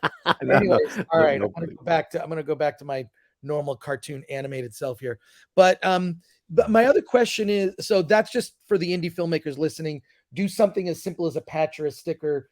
T-shirts and DVDs and whatnot are expensive to ship out. Terrible. Yeah, Terrible. it's dude, it's a nightmare, and shipping is very expensive these days. Shipping that we estimated 3 years ago is different than it is now. But Alejandro, on the distribution, this is a key thing. In addition to fundraising, it's the other big question. How did you get the distribution deal? IndieCan is a big is one of the larger indie distributors. Do you mind telling us, not necessarily the direct financials, but some of the parts of the deal or things that indie filmmakers should look out for? Because it's the one thing I always believe: indie filmmakers deserve to get paid as much as possible. So it's not even always about the money, but it's also about what the distributor is going to do for you. Are they going to promote it? Are they going to get you on shows? Are they going to get the film reviewed by prominent critics? Are they going to get you a Rotten Tomatoes listing? Like, what is the distributor doing for you that you couldn't do yourself? I want to hear all of that. Well, it's funny you should mention about Rotten Tomatoes. We need one more to get the official thingy. We have 5. No. We need one more. Oh no. But no, I mean, I think you're better off with more people than with none, because if I don't have that relationship or that company helping me out, I'm only going to be promoting to my same circle. Now, yeah, of course, that there's things that you should look out and check, like the duration of what the contract is, and what will you do? What will they do for marketing? Marketing is a big deal, and I studied that before film in Mexico. So, a couple of things that I've learned from my degree have helped out in constant media, constant this, how to get bigger zings or an image that stays, what colors, etc. It does help. But ultimately, I think you're just IndieCan has been very supportive. There were other companies that were like, it was ridiculous. Either they wanted very little money, or they're like, man, this isn't going to work, or, well, why don't you change it? A lot of stuff that I was just, it didn't feel like they trusted in the film. And that's what I think you need a distributor that trusts in the filmmaker and in the film, more importantly. Because a lot of distributors, they just wait to get a pan of a bunch of movies and they go, there you go, Netflix. Yeah, and that'll be the last thing. I was very adamant about having and keeping the soundtrack, and IndieCan was very supportive, and some of the minimum guarantee went to that, so we can keep that soundtrack to the T. So trusting a distributor, and if you want to be a filmmaker, you're gonna have to get used to no's. A lot of them. So if one says no, hey, you know what? Thank you. Don't take it personal. It's taken me a lot of time to not take it personal, because I live for my movies, but other people are not like that. So if they say no, cool. Go to the next one, and then maybe that one, and then the next one, and so on and so forth. And if all of those say no, then you get an aggregator and you upload it to yourself. You upload it yourself. Everything could be done. People tell me not to do short, and I still do them. Well, yeah, the aggregator, though, doing it yourself can be a little pricey depending on how many platforms you want to be on. I think you definitely want to find your audience. And also, congratulations. I didn't know that you did that Rebel Without a Crew show. I love Robert Rodriguez. That book is so inspiring. And I actually saw El Mariachi back at Sundance in the late 90s. What an inspiration. I've actually been to his I've been to his studio in Austin, Texas. It's just outside of Austin. He converted the old airport, and I happened to get a tour of it. Long story, but like that guy is a machine. He's an inspiration. I mean, look, you can, I mean, there's so much to say about Robert Rodriguez just as like a force of nature, as a filmmaker. And I'm just so glad that I assume you got to meet him and, be a part of his world. Oh, so yeah. Can you tell us about him and what it was like to meet him and hang out? Well, first of all, I was like blown away, right? Because when you were watching Mariachi at Sundance, I was washing my dad's car so I can pay it on pay-per-view. So my dad would give me $5. And with those $5, I was able to like pay the pay-per-view, which was $3.95. And then the remainder, $1.25, I would get a soda and a bag of Doritos. And that was my Saturday afternoon. So it was great to see him. Oh, that's great. He's very supportive. Yeah, that's awesome. So. He's very supportive. He's very, like you said, Chris, he's a machine. He's in it. He's film and he has people around him, because as he's walking down to his office, he stops at that office. He checks the visual effects for Alita. He comes over here. He checks the numbers from El Rey Network. He says hi to his people. He says hi to his kids. He goes back to his office because he has to do rewrites. They bring him out to do the reshoot in his studio. He's constantly working. Yeah, he's great. He has this philosophy too. He likes to make movies with his family, right? So he has integrated his family life into his work life in filmmaking, I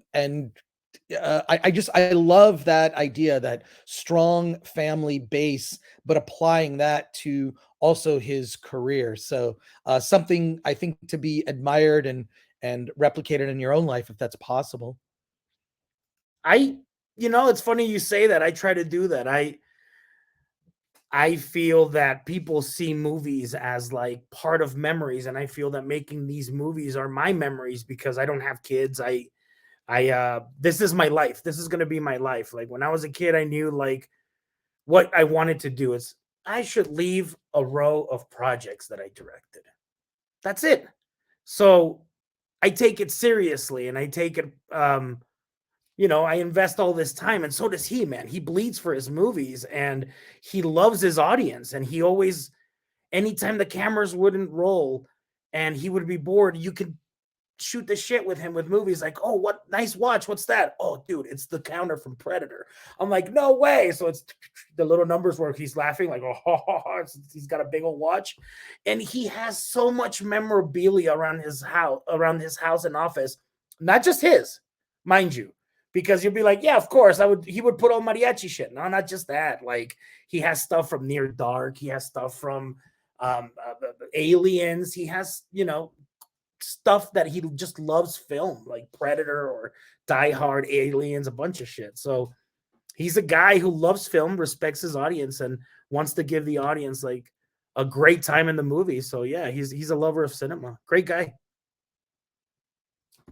That's great. Right. Congratulations. Thank you. So Paulie, since you set this up, did you have any specific questions for Alejandro? No. I mean, I wanted you guys to really interact, and especially Chato and Gore. Was there anything maybe that we didn't cover yet that you think maybe we should? No, you did a fantastic job. I would just say it's a couple bucks to rent when it comes out tomorrow. ¿Qué más? ¿Cuánto es?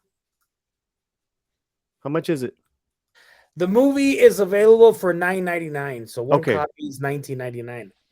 Okay, so I already got my pre-sale. I did that. That's on Apple TV. Yes, sir. And you could get it on YouTube and on Spectrum and stuff like that. But I'm only promoting that. I have iTunes. But you've not thought of the Tubi route? Yes, the distribution company is waiting for this, and then there's going to be another process. Yeah, nice. So Perfect. really quick, Good, guys, good. Putting on my slant hat, and then the part of the fandom hat is that this guy and the shit he's got had to deal with Hollywood, telling his shit is not Mexican enough. Alejandro's a huge DC fan.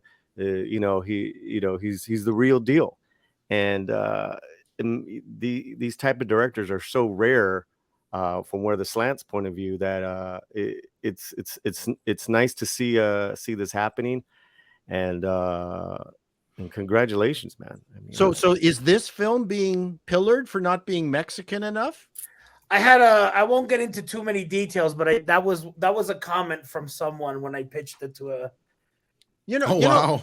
We have the same problem here in Canada, where I'll pitch something and they'll go, "It's not Canadian enough." I'm fucking Canadian.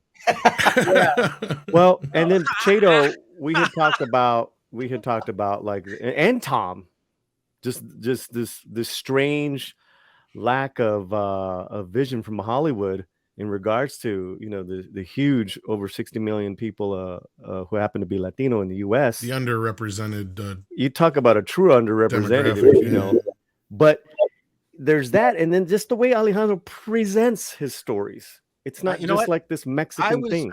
That's all I wanted to say. Putting my former executive hat on, if you came into my office, I love your energy.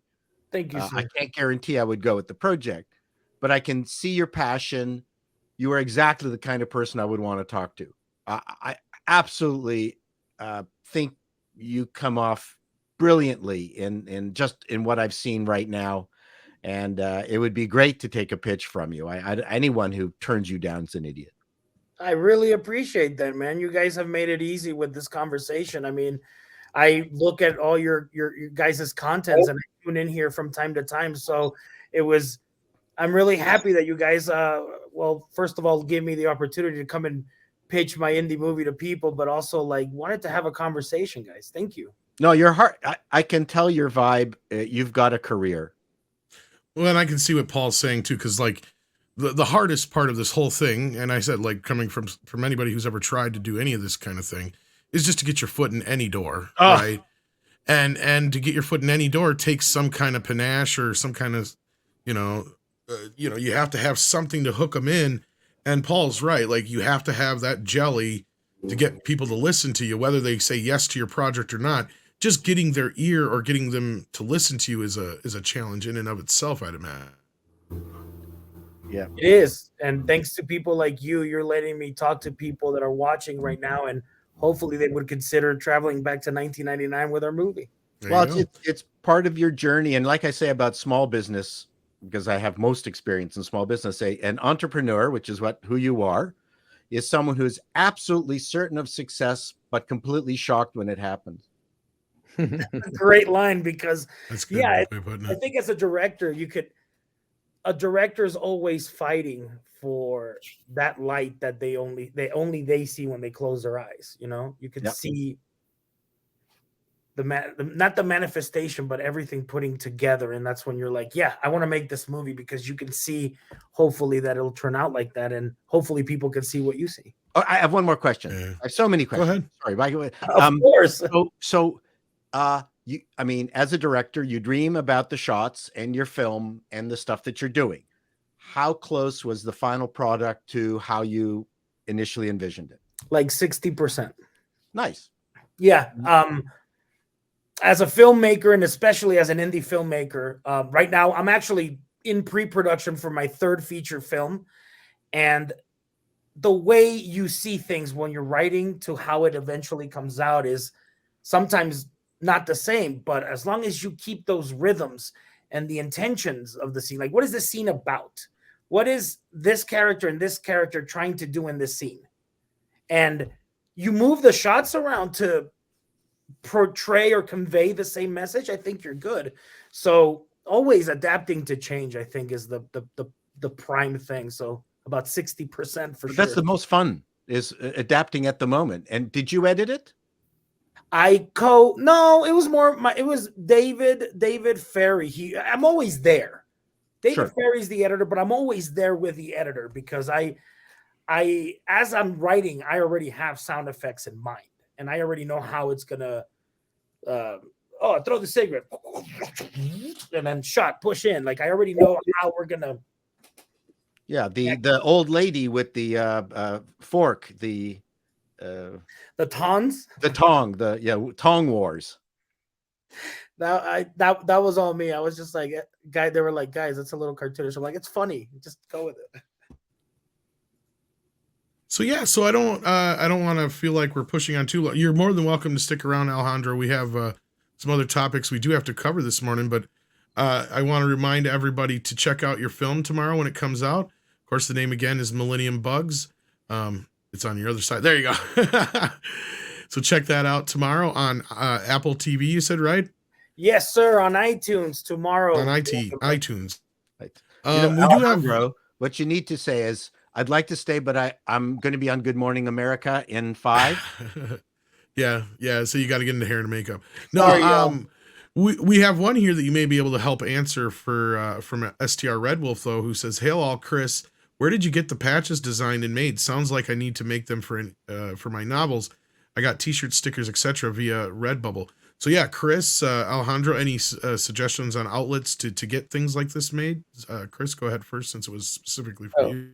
I had them made in China. I literally just Googled where can I get patches made, and so because they ship over from China, they're inexpensive, but also they take longer. It's that triangle. And Alejandro, I know you know what I'm talking about. Good, fast, cheap. You can only pick 2. You can get it fast and cheap, but it may not be good. You can get it good and cheap, but it won't be fast. That is the challenge when you're juggling a budget. I tend to go with good and cheap, and then things just take longer. As an indie filmmaker, things take a long time, especially when you're doing it. You don't have a big studio backing. You don't have like deep pockets. You've got the money that you raised from it, and also for myself, my day job is Film Threat, so I'm not a full-time filmmaker. I hope to be one someday, but I have other obligations, so it just takes a little longer. And there's always curveballs. I was just looking at Millennium Bug. The first review of it, I think, ran in 2020, and it'll be featured on the front page of Film Threat tomorrow. The review to help promote the VOD release. Thank you, sir. Well, it's important that it's just important that people know about that now. It's available on demand. So, those early reviews help when you're doing festivals, but we'll rerun reviews to let people know that you can finally buy it and see it. But yeah, just hey, Google. I don't even know the name of the company. I can look it up. Maybe Alejandro has an answer to that. I honestly didn't buy it. It was my producer, but we basically went through get it good and get it cheap. Like we could take time for it to get here. It's cool. Yeah. That is the best decision. Oh, Yeah. Signature. Yeah. Signaturepatches.com. Go to signaturepatches.com is the name of the company that I ordered them from. There you go, STR Red Wolf, and thank you for that, guys. So let's grab a few more of these super chats here before we lose anybody else. Did you have to take off, Alejandro? Yes, I have to go to Okay, so we'll let you go first. So thank you for being here. We appreciate it. Hopefully everybody can check out your film tomorrow. Anything else you want to plug on your way out the door? Just check out our push start account and follow me if you want on Instagram. That's my name, Alejandro Montoya. Gentlemen in the panel, thank you so much for having me. Thank you. Big fan, Chris, Tom, Andre, everyone, Chato, everyone, Paulie. Thank you so much for everything. You guys have been amazing. And if you guys get a chance to check out the movie, I hope you like it. Thank you. Thank you again, sir. Good seeing you again. Take care. Yeah, it's an awesome movie, so everyone do check it out. I forgot to put it in there, but it is hilarious, and it's a really good period piece. It's kind of like exactly the original movie that everyone needs when our genre entertainment, like Marvel, Star Wars, is all going down the drain. Then you need to add some originality into your movie going. We got to get ourselves set up on Rotten Tomatoes anyway. Yeah, and this is one to check out. That would be amazing. I didn't like how your main character could not defeat Darkseid, but that's an opinion. Yeah, why did you fire Henry Cavill? What the fuck? Yeah, that's what I want to know, Alejandro. I didn't. I wouldn't have. Gentlemen, thank you. No, we know. We love you, brother. Take care. Take Have care. a great day, guys. Thank you. Thanks for being here. Later. So check out his film, Pleasure. everybody. And let's see what we got going on here, because we're going to be losing Chris and I think Paul here before too long. Yep. And I think Culture as well. So That before you was know fun. it, We got to do that more often. we try. We do try. Let's grab some super chats here. Andre, Tom, Culture, Chato, and Chris. Hogwarts is this year's Elden Ring. Not pleased with Oscar noms for animated feature. No One Piece read. Well, Six was doing some research in the background. And evidently, I don't know what people are freaking out about. There's a transgender character in the new game. I don't know if people are aware of this or not. It's not good enough. Once you have transgressed that invisible line of apparent hate, there is no returning. Well, there's a little bit more to this. It turns out JK ain't got nothing to do with the game. No, right. But yeah, she's not involved if at they're all. going to hate the game because she has nothing to do with it, then why would they like it if she has nothing to do with it? Well, still the a point is, self-made I'm getting book, at is that they're freaking out over this game because it's associated with her, like Andre said. But yet, are they even aware that there's a transgender character in the game? Well, there you go. There's a reason for me not to buy it. Yeah, that was all that marketing and goodwill just gone already. Gone. Ellie shows up out of nowhere. You are such a transphobe. Kills a few members of the Hogwarts class and then leaves. I want to be a wizard. Joel shows up. Joel, I want to be a wizard. I'm going. I don't care what you say. That's right. Then Mario Trillo says, make no mistake about it. Harry Potter is on the decline. It's just so it is on the decline. It's just so massive. The latest movies have dropped, and the book have not a major sales report in 5 years. Rowling is just playing the game. Right. I think that's sarcasm. Yeah. I mean, as far as the latest movies go, yeah. Like that was a well, the Fantastic Beasts and where you can not go see them in the theater. Yeah, that was those movies have gone downhill very rapidly. Those were bad. Yeah, are good. Shouldn't have fired Johnny Depp, even if Matt Mikkelsen may have been the better choice from day one. I still shouldn't have fired him. I still call him a scab for that. Dr. The Long first movie Douglas was good. The first movie was kind of fun, not Harry Potter quality, but certainly serviceable. And then the other two films were kind of crappy, no matter who was in it. Yeah. Dr. Long Dongler, send us a thumbs up. Hit that thumbs up if you haven't already. The Common Nerd is also a new member now. Thank you so much. Speaking of members, we got a member chat from Joe Pat 87. Says, have you heard of that Norwegian werewolf movie on Netflix, Viking Wolf? This sounds like something Andre would be into. Yeah.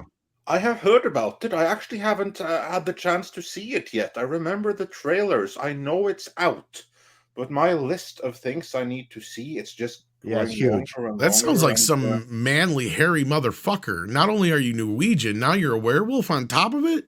Like, that's double. No, I mean the guy in the movie. Yeah. I'm like, you're a Viking, that's like double man. Yeah. Well, in the spirit of Ripley, it's a female lead, actually. Of course. There you go. Yeah.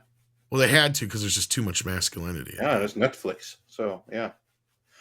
But yeah, no, I'm aware of it. I have not seen it. When I do, I shall report back on it, obviously.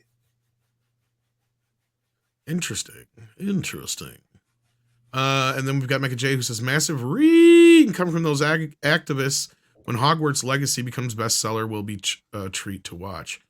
Yeah, unless something bigger comes out this year, I don't see many games that could sell more than this one, probably. This is going to be like the protest of Jordan Peterson here in Ottawa, where all the 36 transgender government-funded organizations demanded that no one show up for the event.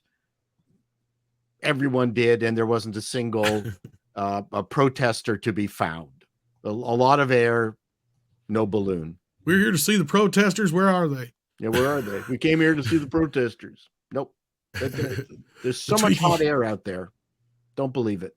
Right. The Tweaky Kid says, hey, Chris, What's worse, local SoCal news media, CBS in particular, shilling for Grammy versus Access Media shilling for Marvel?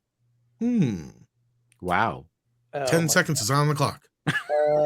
God, I don't know. I think the Marvel, because that, you know, I don't know. I just feel like a lot of people just sort of like, we had a great Marvel had a great run. Marvel had a great run. And, wrong. They're both wrong. No, I'm just kidding. Sorry. Go ahead. Marvel had a great run. I didn't mean to. Yeah. Marvel had a great run, and yeah. So I'd say that's it. You know, it's. I mean, look. Today, the world premiere of Ant-Man and the Wasp, Quantumania, is today in Hollywood. The world premiere, and so you can expect later tonight or tomorrow there's going to be tweets. It's the greatest Marvel movie since the last Marvel movie. It rinse and repeat. It's like we've seen it so often. I'm seeing the movie actually a week from today, so I'm seeing it on the 13th. So, you know, I'll let you know. I'm seeing it the evening of the 13th. Gotcha. So we'll see. But you know, I don't know. We'll have to see if you can hop in real quick and give us your early reaction to it. If I'm available, for sure. Yeah. I just offended that Ant-Man is entomologically incorrect. That he's got only 4 appendages, not 6. Yeah. I have a feeling this is going to be more like Anti-Man than anything, but we'll see. Bamagrad says, good morning to all. Will Disney be getting a cut of Winnie the Pooh Blood and Honey box office? Nope. Or is public domain in play here? It is public domain. It's public domain. Did you see what I did there? That is exactly right. So yeah, not 1 cent for Disney. Indeed. Micro budget too, man. I can't wait. Micro budget. Yeah, I mean, it's already scored $1 million in Mexico, and that's, as far as I know, the only places that it's released. So can't wait to see it. Ladies and gentlemen, boys and girls, we are joined by the one, the only, Rod Birthday Boy Thunderheart. He sends us in a member chat and says, it was my 52nd birthday on Friday. Happy birthday to you, Rod. Looking forward to it, and slept in, but everyone went home at 80 minutes. Dang, yeah, slow news day. And Andre wasn't here. And yeah, but we'll make up for it now. So belated happy birthday. Yes. Happy birthday to you. Indeed. And he's got something else here, but we got to do something since it's a birthday. Come on. I was fucking sleeping. What? Oh.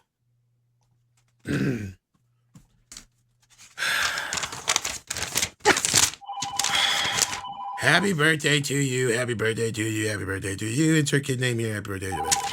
I'm going back to bed. And that's how we roll. That's how we celebrate. Well, thank you, Bat Tom. He didn't even put pants on this time. Can we get Alejandro back? Yeah, right. The show is taking a nosedive. Major turn. Rod Thunderheart also says, thoughts on Star Wars continuing after sequel trilogy. How long can Disney continue to bleed red ink? Well, what Rod's asking about here, Andre, I'm sure you know what this is in reference to, but it is indeed to the rumors that have started circulating that Disney are threatening us with bringing back Rey for another movie, possibly another trilogy. How excited are we for that?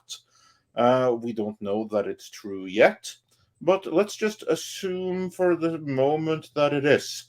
Are you guys excited for it? Yeah, how excited are you all to see Rey return? No. I don't think they like that idea. Yeah, I don't care. I think that the Star Wars franchise, whatever goodwill, I think, well, I mean, the sequel trilogy, I think, was a colossal disappointment. I think the only hope that people held, Mandalorian showed some like highlights, like, yeah, that would have been great. Maybe you should have started with something like that. But I don't care about the character of Rey Skywalker. I think that her character arc was horribly handled. And this whole idea that she renames herself Skywalker, why? Because she had such a great relationship with Luke. She's a Luke fangirl, and then he rejected her. It's my God, There's so many things wrong with she's lukewarm. Yeah, there's just so many things wrong with the sequel trilogy. I just don't care. And they're even the rumor was they want to pair her with Grogu. Where was Grogu all that time? I don't care. I feel like more than any other franchise, they took all the goodwill from the fans. Disney has destroyed it. They've run it into the ground.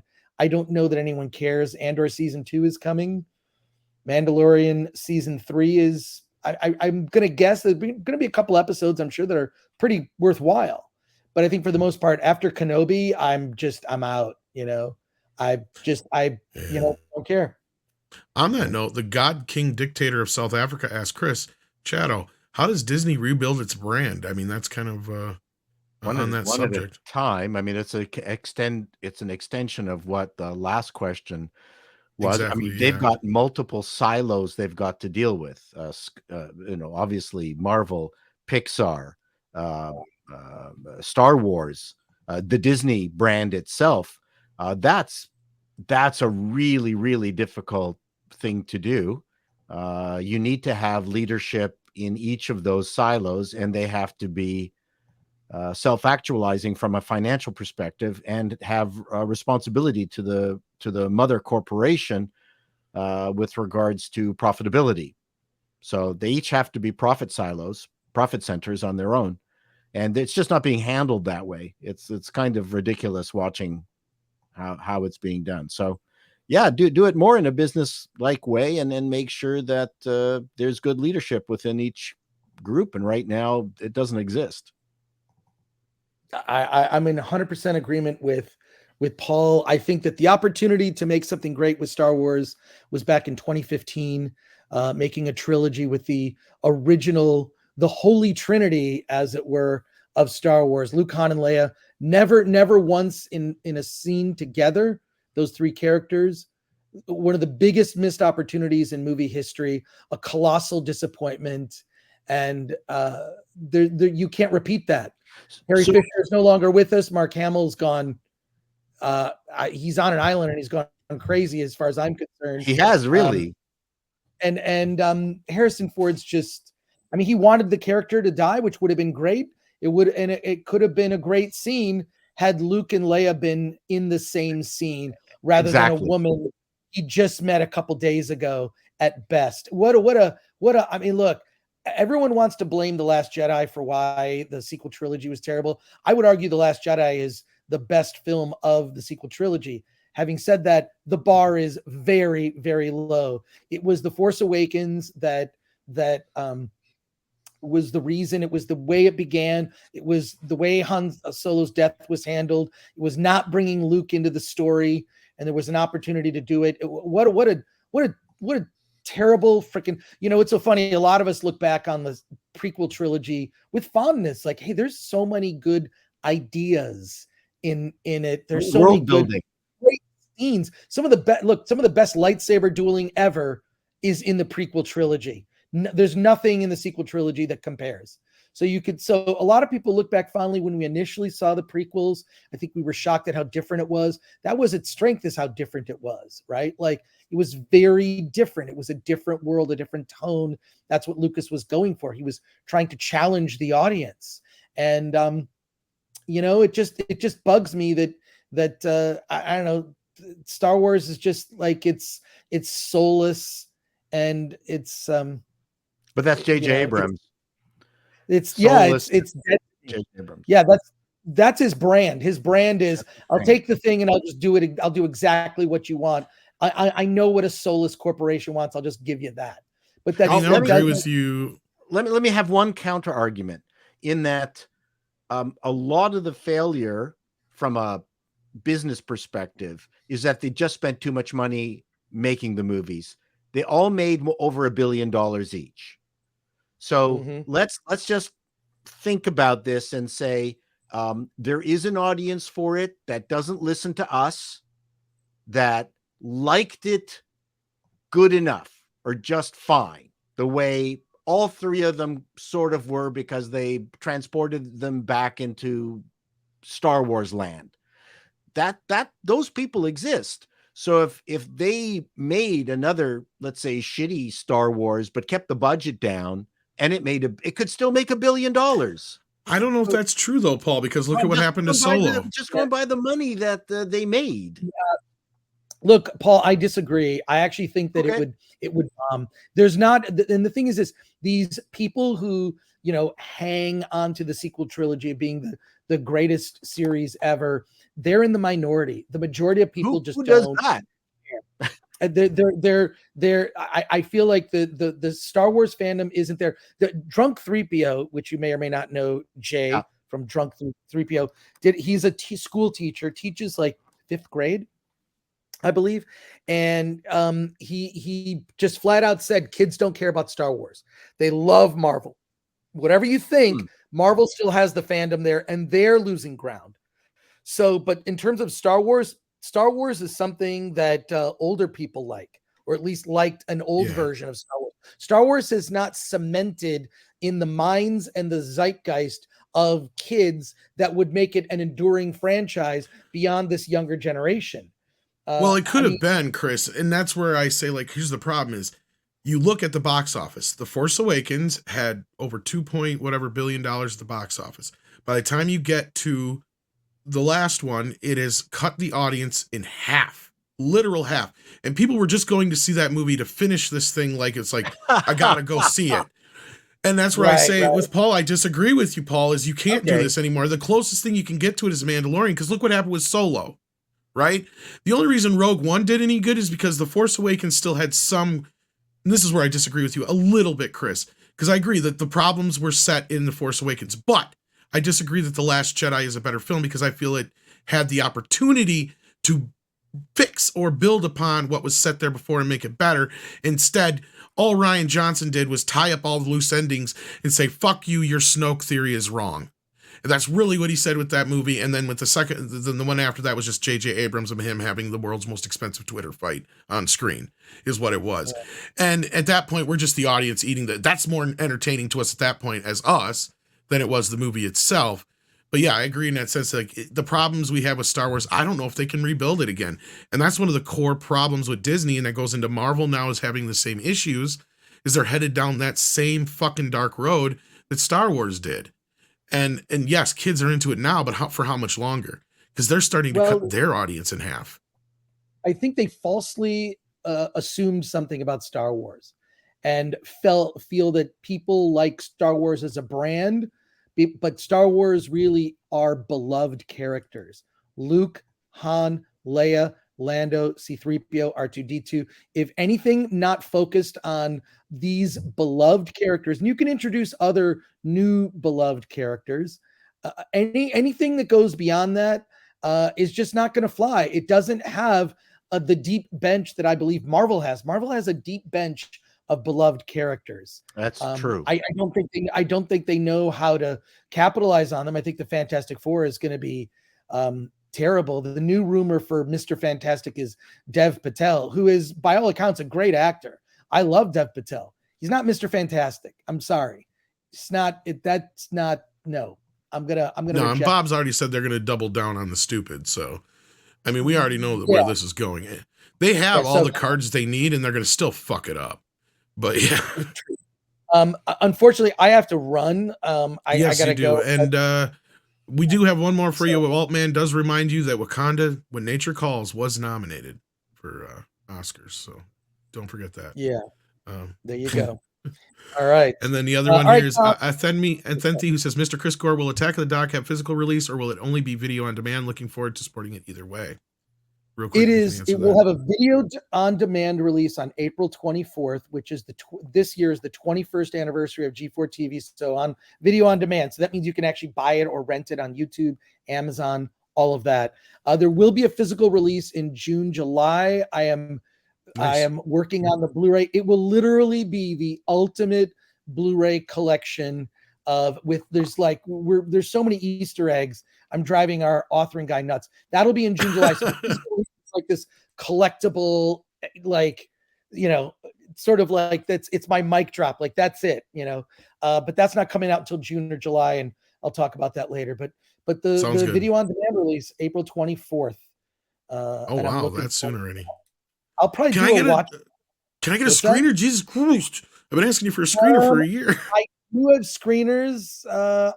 We'll talk about it because we've talked about getting it out to some people just to see the actual movie so that we can get some quotes maybe to use for reviews. But I do have to run. I'm so sorry. Always great to spend my Monday morning with you guys. I will be If back. you do a trailer with quotes, just have me. I'll come in and 4 stars. It was the greatest thing since Cats. I'll see it again and again and again.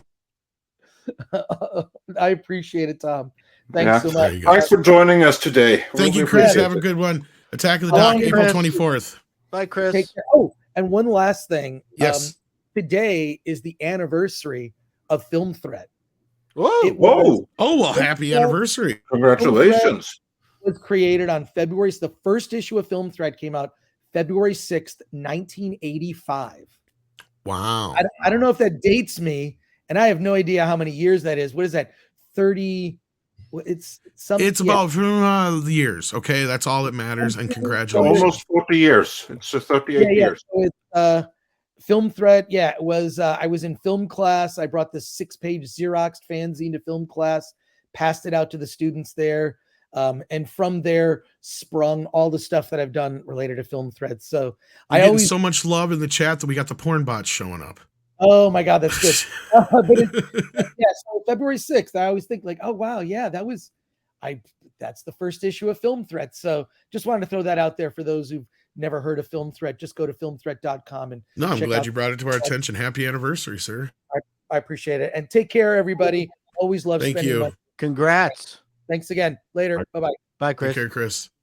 And then Paul and Culture, how much longer do you got? Culture, I know you got to head out next. I'm Yeah. toast. I need to go. Both of you Yeah. got to go? Okay. Yeah. All right. Well, I guess it's just going to be me and Andre for the next topics. You look like Howie Mandel in that thumbnail. Fine, I I'll like change his it. new. I like his new headshot. I like it. No, I think no. it's good too. no. No, I prefer the one with the green. I like that one. Yeah, that looks good. My name is Barbie. Oh. Oh, Lord. Well, so Culture, plug your stuff. Culture Casino everywhere. You can at Culture Casino on YouTube or on Minds or on Twitter or on Rumble or on Odyssey or Getter or lots of other places. So pretty soon, functioning website is coming to the pile. I'll let you all know when that happens. Anyway, Ooh, I very have great to to update my everybody. website. Bye, Culture. See you later. Take care, Culture. All right. Thanks for joining us, guys. And nothing new from me. And for I'm you, just- Paul, yeah, no other super chats for you, it looks like. So anything you want to plug that on your was way out? fun with Alejandro. He's a sweetheart. You're going to miss yeah, he's the a really package cool I guy. got from Andy Masters. Uh-oh. Yeah. Uh-oh. I'll have to watch the video of it, the replay. Yeah, I may have to wait for Mead. We'll see here. But I don't know. Maybe we'll bring Andy in here real quick and I'll Thanks for always for having me. It's a real pleasure. And I appreciate every time. All right. Well, thank you. And you take care of yourself and have a great day, Paul. Bye, folks. Take care. All right. Take care. So, Andre, there was this matter of piracy. There was indeed, because we've been talking about awards and everything earlier today, and the irony is that the movies that are winning awards these days tend to be the movies that no one has really seen or care about, which may not be a good thing for the award shows in the long run. But then, of course, you have the matter of the movies that people actually care about. And in this day and age of streaming, someone who has made a comeback are the pirates.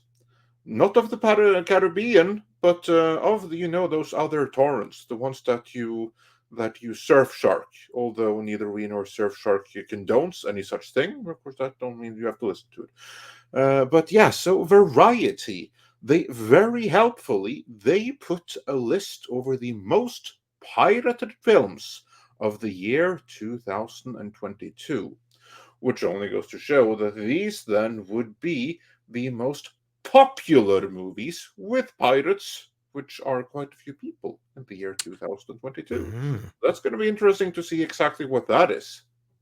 Well, speaking of pirates, I hear somebody with a pirate smile. Mr. Andy Masterson. How you doing, sir? Hi, guys. Thanks for I having got a me on. package in the mail today, Andy. Yeah, they We're going Ooh, to I talk about wonder. that in just a minute. I don't know if you two have ever actually met. Have you? No, I've never been on with So Andre. Andy, this is Andre. Andre, this is Andy. Andy is the man, as you can see behind his shoulder there, who likes to do figures. I know you by way of reputation. So, Yes, indeed. yeah. So we'll get back to that momentarily here, I have a feeling. But you just joined us now, Andy. We're about to go through the top pirated films of 2022. Arr. So let's go here through this. It looks like they have a some kind of chart. Yes, they have a chart here. I don't know why they couldn't do it as a plain list, but apparently someone in Variety have just gone through an Excel course in how to make different kinds of charts. And so they decided, hey, I'm going to show that I'm really worth my salary here. So they decided to make it a tiny little bit more complex, which only goes to show that we will have to look and see at the number of percentages to see the most popular movies. Now let's begin with I was going to say, I have one observation right up front, and I can see why the Batman 2 got its green light. Yeah, but let's begin with the single most pirated movie of the year 2022. To no one's surprise, which is also the biggest film of the year. Yeah, but also it's a movie that's actually associated with the year 2021. Oh, that's true. I was going to say the year before. Yeah, Spider-Man No Way Home. Now, to be fair, it was released in theaters in 2021, but it wasn't available on streaming, meaning there was no 4K high-quality rip available for the pirates to torrent until the year 2022. So I guess this kind of like is the fair year to put it there. But that is number one. That is the most pirated movie of 2022. Is anyone surprised by that? Not at all. No, not at all. I mean, if Top Gun had come out sooner, I could see that being bigger. But yeah, and also like we see there, the Batman is the next in line. But I mean, that came out in what, March, wasn't it? Yeah, that came out like 4 months later. And yeah, as you pointed out, Tom, that is number two, which I have to say, as someone that utterly despises that movie, I find very disappointing. That is, I'm not surprised. I don't mind that people opted to see it that way instead of actually shelling over hard-earned cash for it. But still, this does send the signal to Warner and to James Gunn and everything that there is interest in this, which I'd call it more curiosity than interest. But yeah, which for my own selfish interests, I'm not too happy with. But as you pointed out, Tom, we don't know how many actually saw it beyond the first 5 minutes and decided to hell with it. That we don't know. We have no further. Regardless, the reason I said that is because it looks like the reason I say is look at that in comparison to Doctor Strange and Thor, which outgrossed it in the theaters. That's why I bring it up. Because that tells me, and this is what goes along with what I had heard from my source, and that is that the Batman was doing pretty good on streaming. And that's because people don't want to sit in a theater for 3 hours, but they are willing to give something a chance that's that long if it's, in their own home. So I'm not surprised it was one of the more pirated films of the year, to be honest with you. Do you guys think pirating is increasing the more people have been disappointed with theatrical releases? Yes, absolutely. Not only that, it increases with the number of streaming services and the number of high-quality, desirable content on different streaming services. That's also going to increase piracy. If it had all been on one standard, like Netflix, wouldn't have been any piracy. But since they're competing against each other, they have a video coming about it. This is all driving piracy up. Yeah, I was just going to say, because, like the other problem you have is... like you said, Andre, they're everywhere. So, and not only that, a lot of these movies are getting earlier and earlier releases, so they're getting good versions. That's the other thing, because a lot of people they'll just either rather just pay the $10 to go see it in a theater than watch some blurry cam copy online, right? But at this point, 2-3 weeks to a month after a movie comes out, sometimes day and date, why the hell would you? And it's, as you said, Tom, it's a matter of quality as well. Because here's like the thing. You can now get very often, day and date, a 4K rip of the movie, or a file that is In the very list, literally 2K. Yeah. in every way superior to the actual Blu-ray disc. Well, of course, that's big freaking file. I mean, then you have to like download like a 40 gig file or something, but you do that. You have a file that is in every single way better than a regular 1080p Blu-ray. I mean, in some cases, I don't know if I'd go that far, but I would say this. In some cases, it's probably It's better not than what better you're than going a to get. 4K disc. Get me Well, wrong. I was going to Like, say it's probably better than the experience you're going to get in most theaters in some cases. That's for sure. that too. Considering how they run those situations sometimes. But the ones that surprised me, Eternals getting 8%. Like, who the I'm fuck wanted to honestly watch not that? No. I'm not surprised by that at all. I think there's a very natural explanation for that. I mean, this is a movie that people decided not to see in theaters, so it's not good enough that they're going to invest their money in actually seeing it. But completionists, when it's available on Disney Plus, meaning there's a good 4K rip out there, can be like, the hell, I'll check it out a little bit at the very least. We don't see how many people finished watching it, but I'm not surprised. No. On the list. And I get what you're saying. If it was 2021, yeah, because it came out at the end of 2021, near the end, not like at the end, but like, there's a couple months they're padding. And the reason I bring it up is because, like Double Back again pointed out, no Dune, that came out pretty late in the year, didn't it? Wasn't that when did that come out in 2021? Trying to remember, because Kong was March. That came out relatively late, and this is actually a bad sign for Dune, because this is something. Of course, you can do like the interpretation that a shit ton of people already saw it on HBO Max, but you can say the same thing about Encanto or Eternals for that matter. You can't say the same thing about that. So this is actually a bad sign for Dune that it's not on here. That's a bad sign for Dune 2 and the level of interest. Like maybe it's in top 11, but really, just as a gauge of interest, I would have liked to see Dune on this list. Yeah. Black Adam, surprisingly popped in there pretty high, but I mean, fairly new film.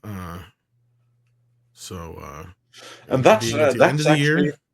That's a movie that came in at the very tail end of the year. October, I would not have expected that to be here so high just for that, because it had like literally 6 weeks competing against movies that had been out all year, and it beats many of them. I'm not too surprised that it beat out Top Gun Maverick, because again, so many people saw that in theaters, and the audience who went to see that in theaters isn't necessarily the same audience who That's a good point. Surfshark it.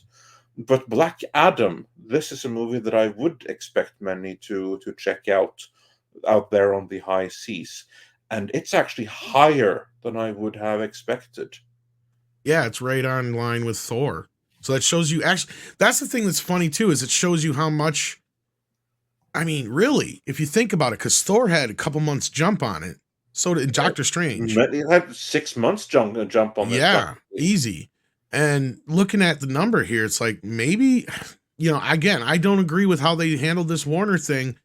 But if I was Warner and I was looking at this right now, I would be like going, maybe we jumped the gun a bit too much on this James Gunn business on resetting everything. Man, like, remember what I said about Black Adam? There was interest for it. It did no harm to the brand at all. On the contrary, that was a movie that I think would build and build and build, and a sequel to that could be massive. I don't know that rebooting was the right choice, and that this movie is so high on this list with, and not only that was a movie. Yeah, it came out in theaters. It came out in theaters 6 weeks before. The digital didn't come out until right near the end of the year, right? Exactly. It was like, so this is one that in the last couple of weeks of the year would have gotten all that way up to the charts. I think I stand by that they did a mistake in rebooting. They should just freaking carry it on.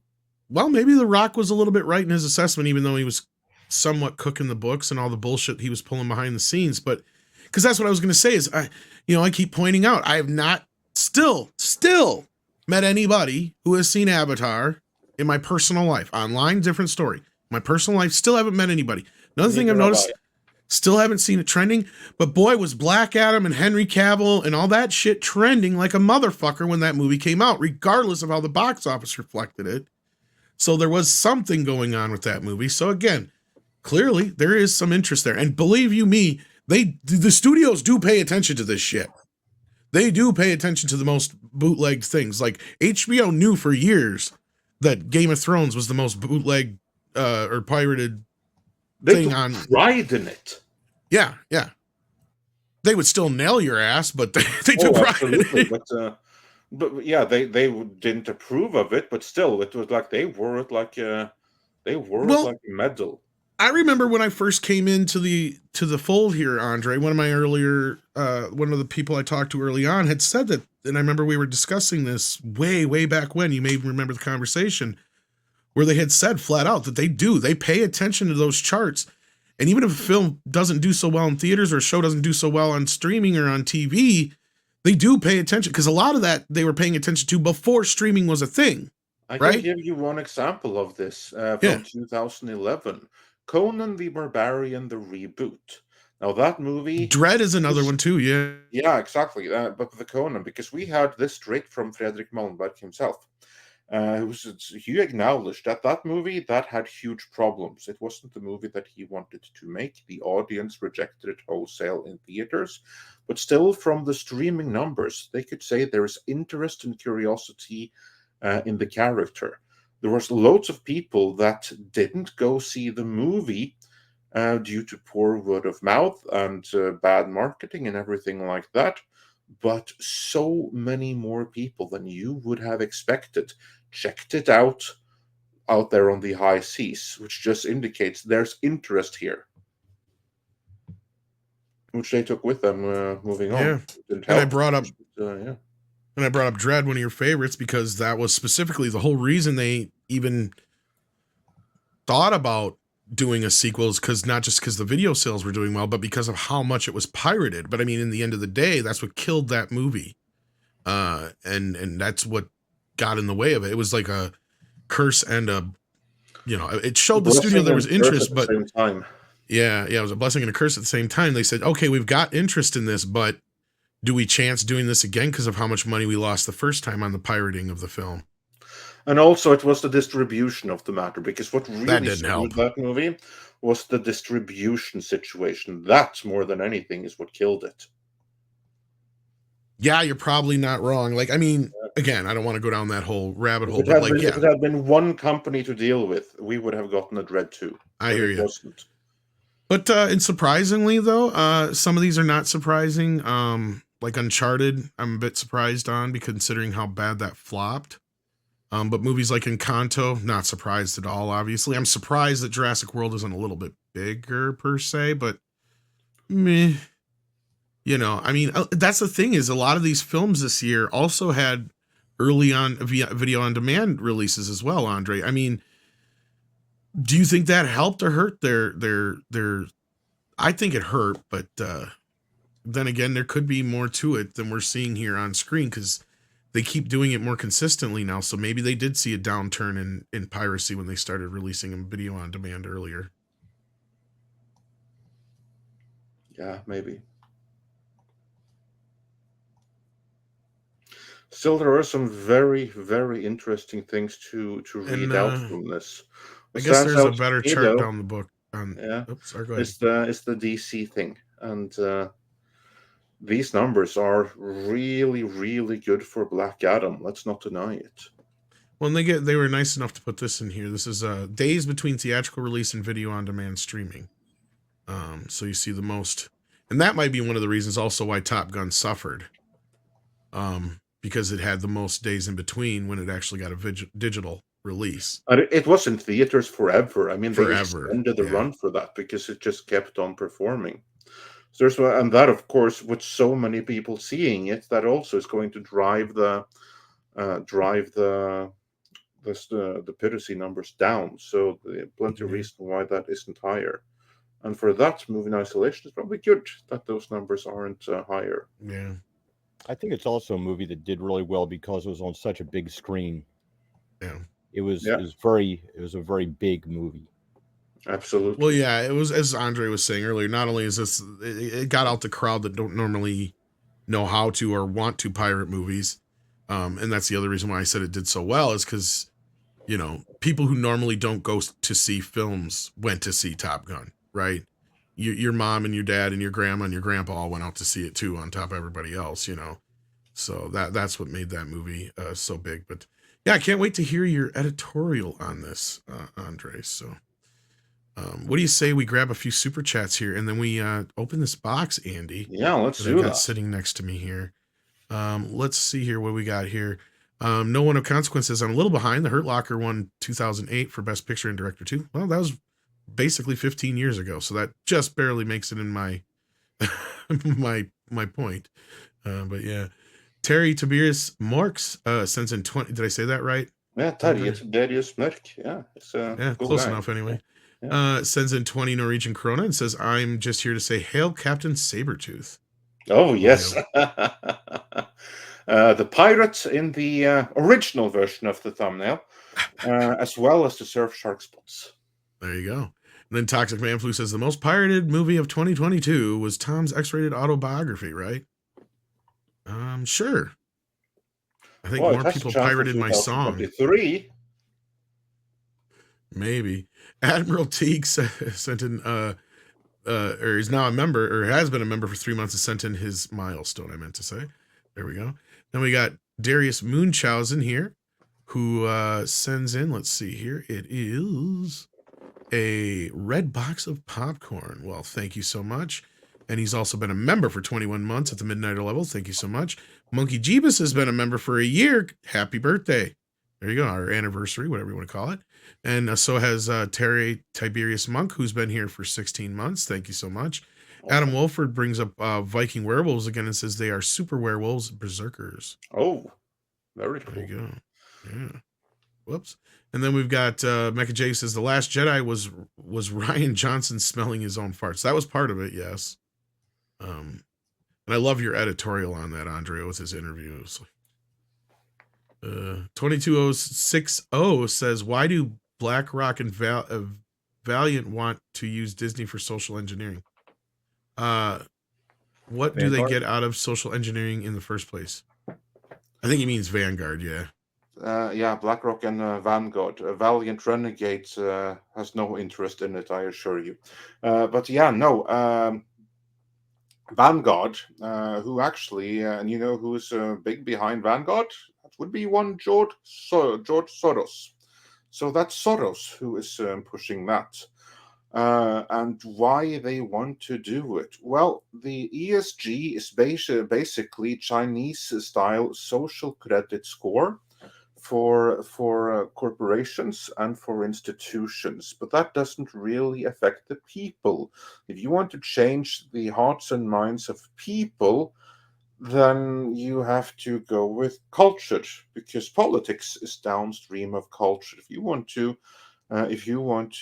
influence a change in society, if you want to demoralize society, that's a way of doing it. Like, for instance, take a look around. Like, are you optimistic about the future? Those of you in America, like, do you feel united with your neighbor? Do you feel that you can be friends with someone across party lines? Because my impression is that it's a little bit less and less of that for each day and month and year that passes. Like, do you feel that you're more united and more optimistic today than you were 5 years ago, or is it the opposite? Well, that feeling right there is what is achieved through all of these things with constant bombardment in culture. Exactly what their end game of that, I don't want to get too much into that, because that's going to severely negatively impact this channel. Let's just put it that way. So that's a rabbit hole I will leave up to you. But there is interest in doing so, and let's just leave it at that. Yeah. Then one fan sends in $4.99 and says, Andre, speaking of good films on streaming, have you seen, and if so, what are your thoughts on Narwick?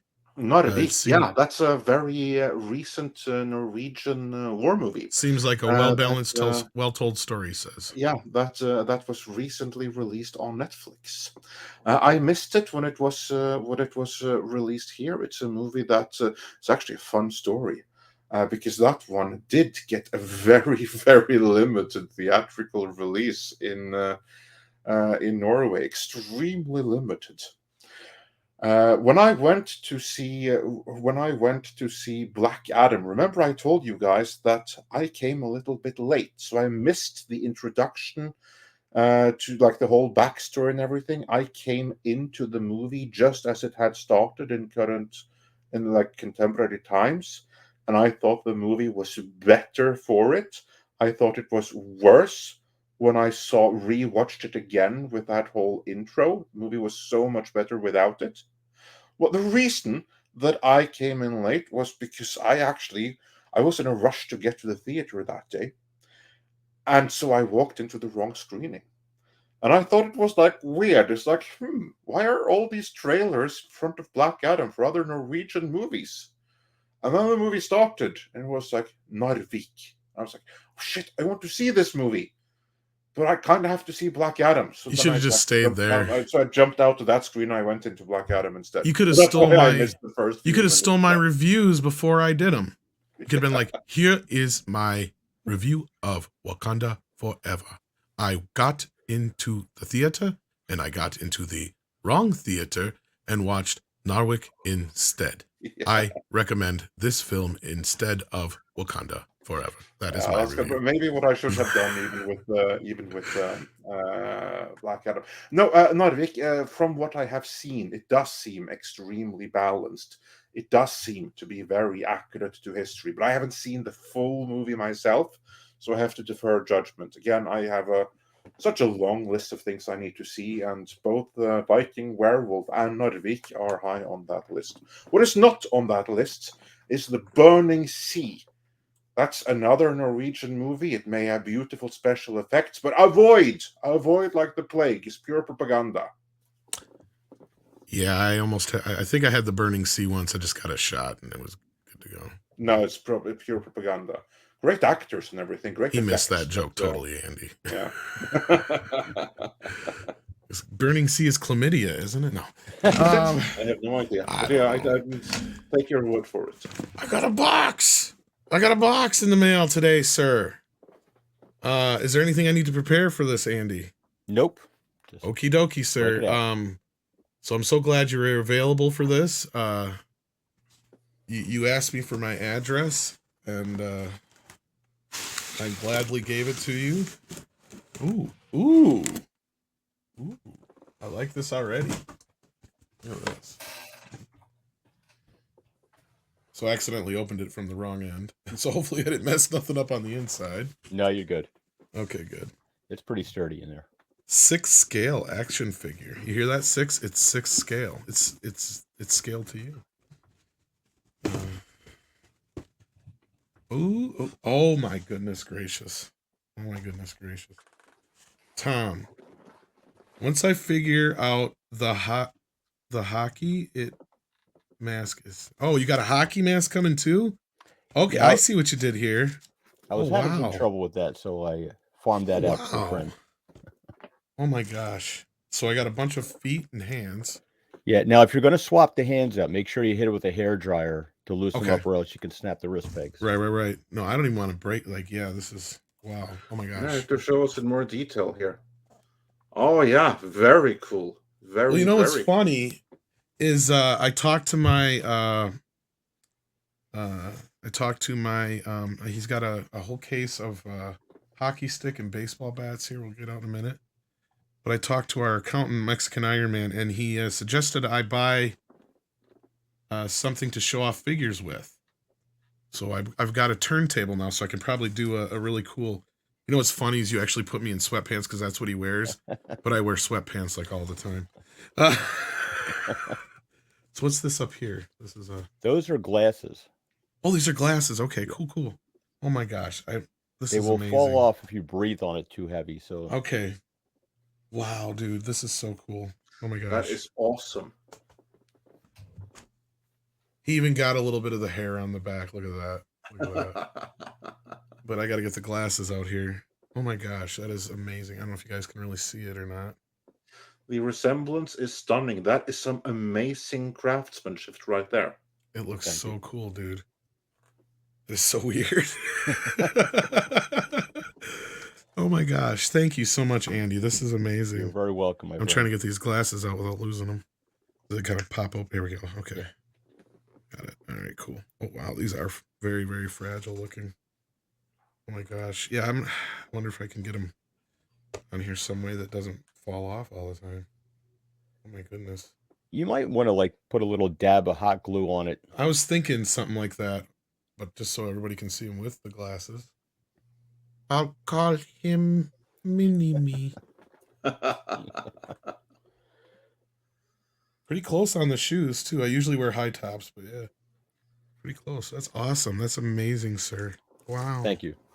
Thank you so much, Andy. I'm glad you like it. He's got a little base there, too, a little underneath the foam packaging.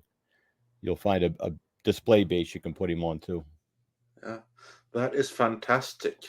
Andy, for anyone else that would like some custom toys like the ones we see behind you or of themselves or anything like that, how would they contact you to achieve that? I have an email address, constructsofmayhem@gmail.com, and it's attached to my YouTube channel, which is the Laboratory of Mayhem. We shall add all of that to the description so that anyone who wants to contact you will be able to do that. There's that is fantastic. Yeah, that it looks like the pipe didn't survive.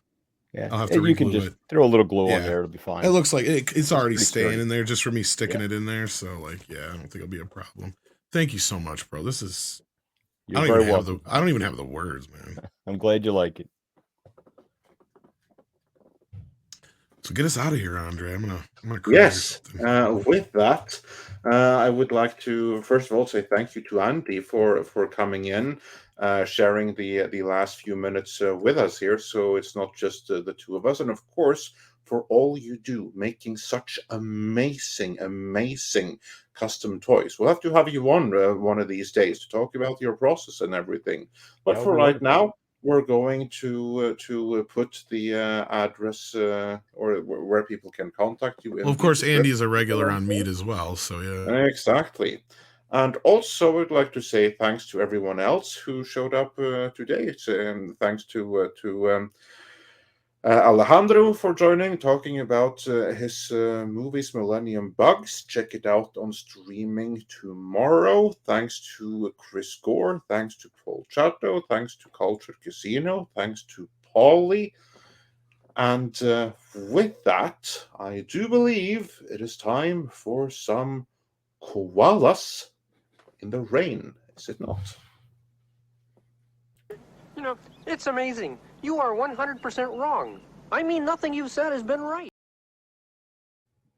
Now it's time. Sorry. Trying to find a button. Koalas in the rain. Koalas in the rain. No fucks given. Koalas in the rain. Koalas in the rain. No fucks given.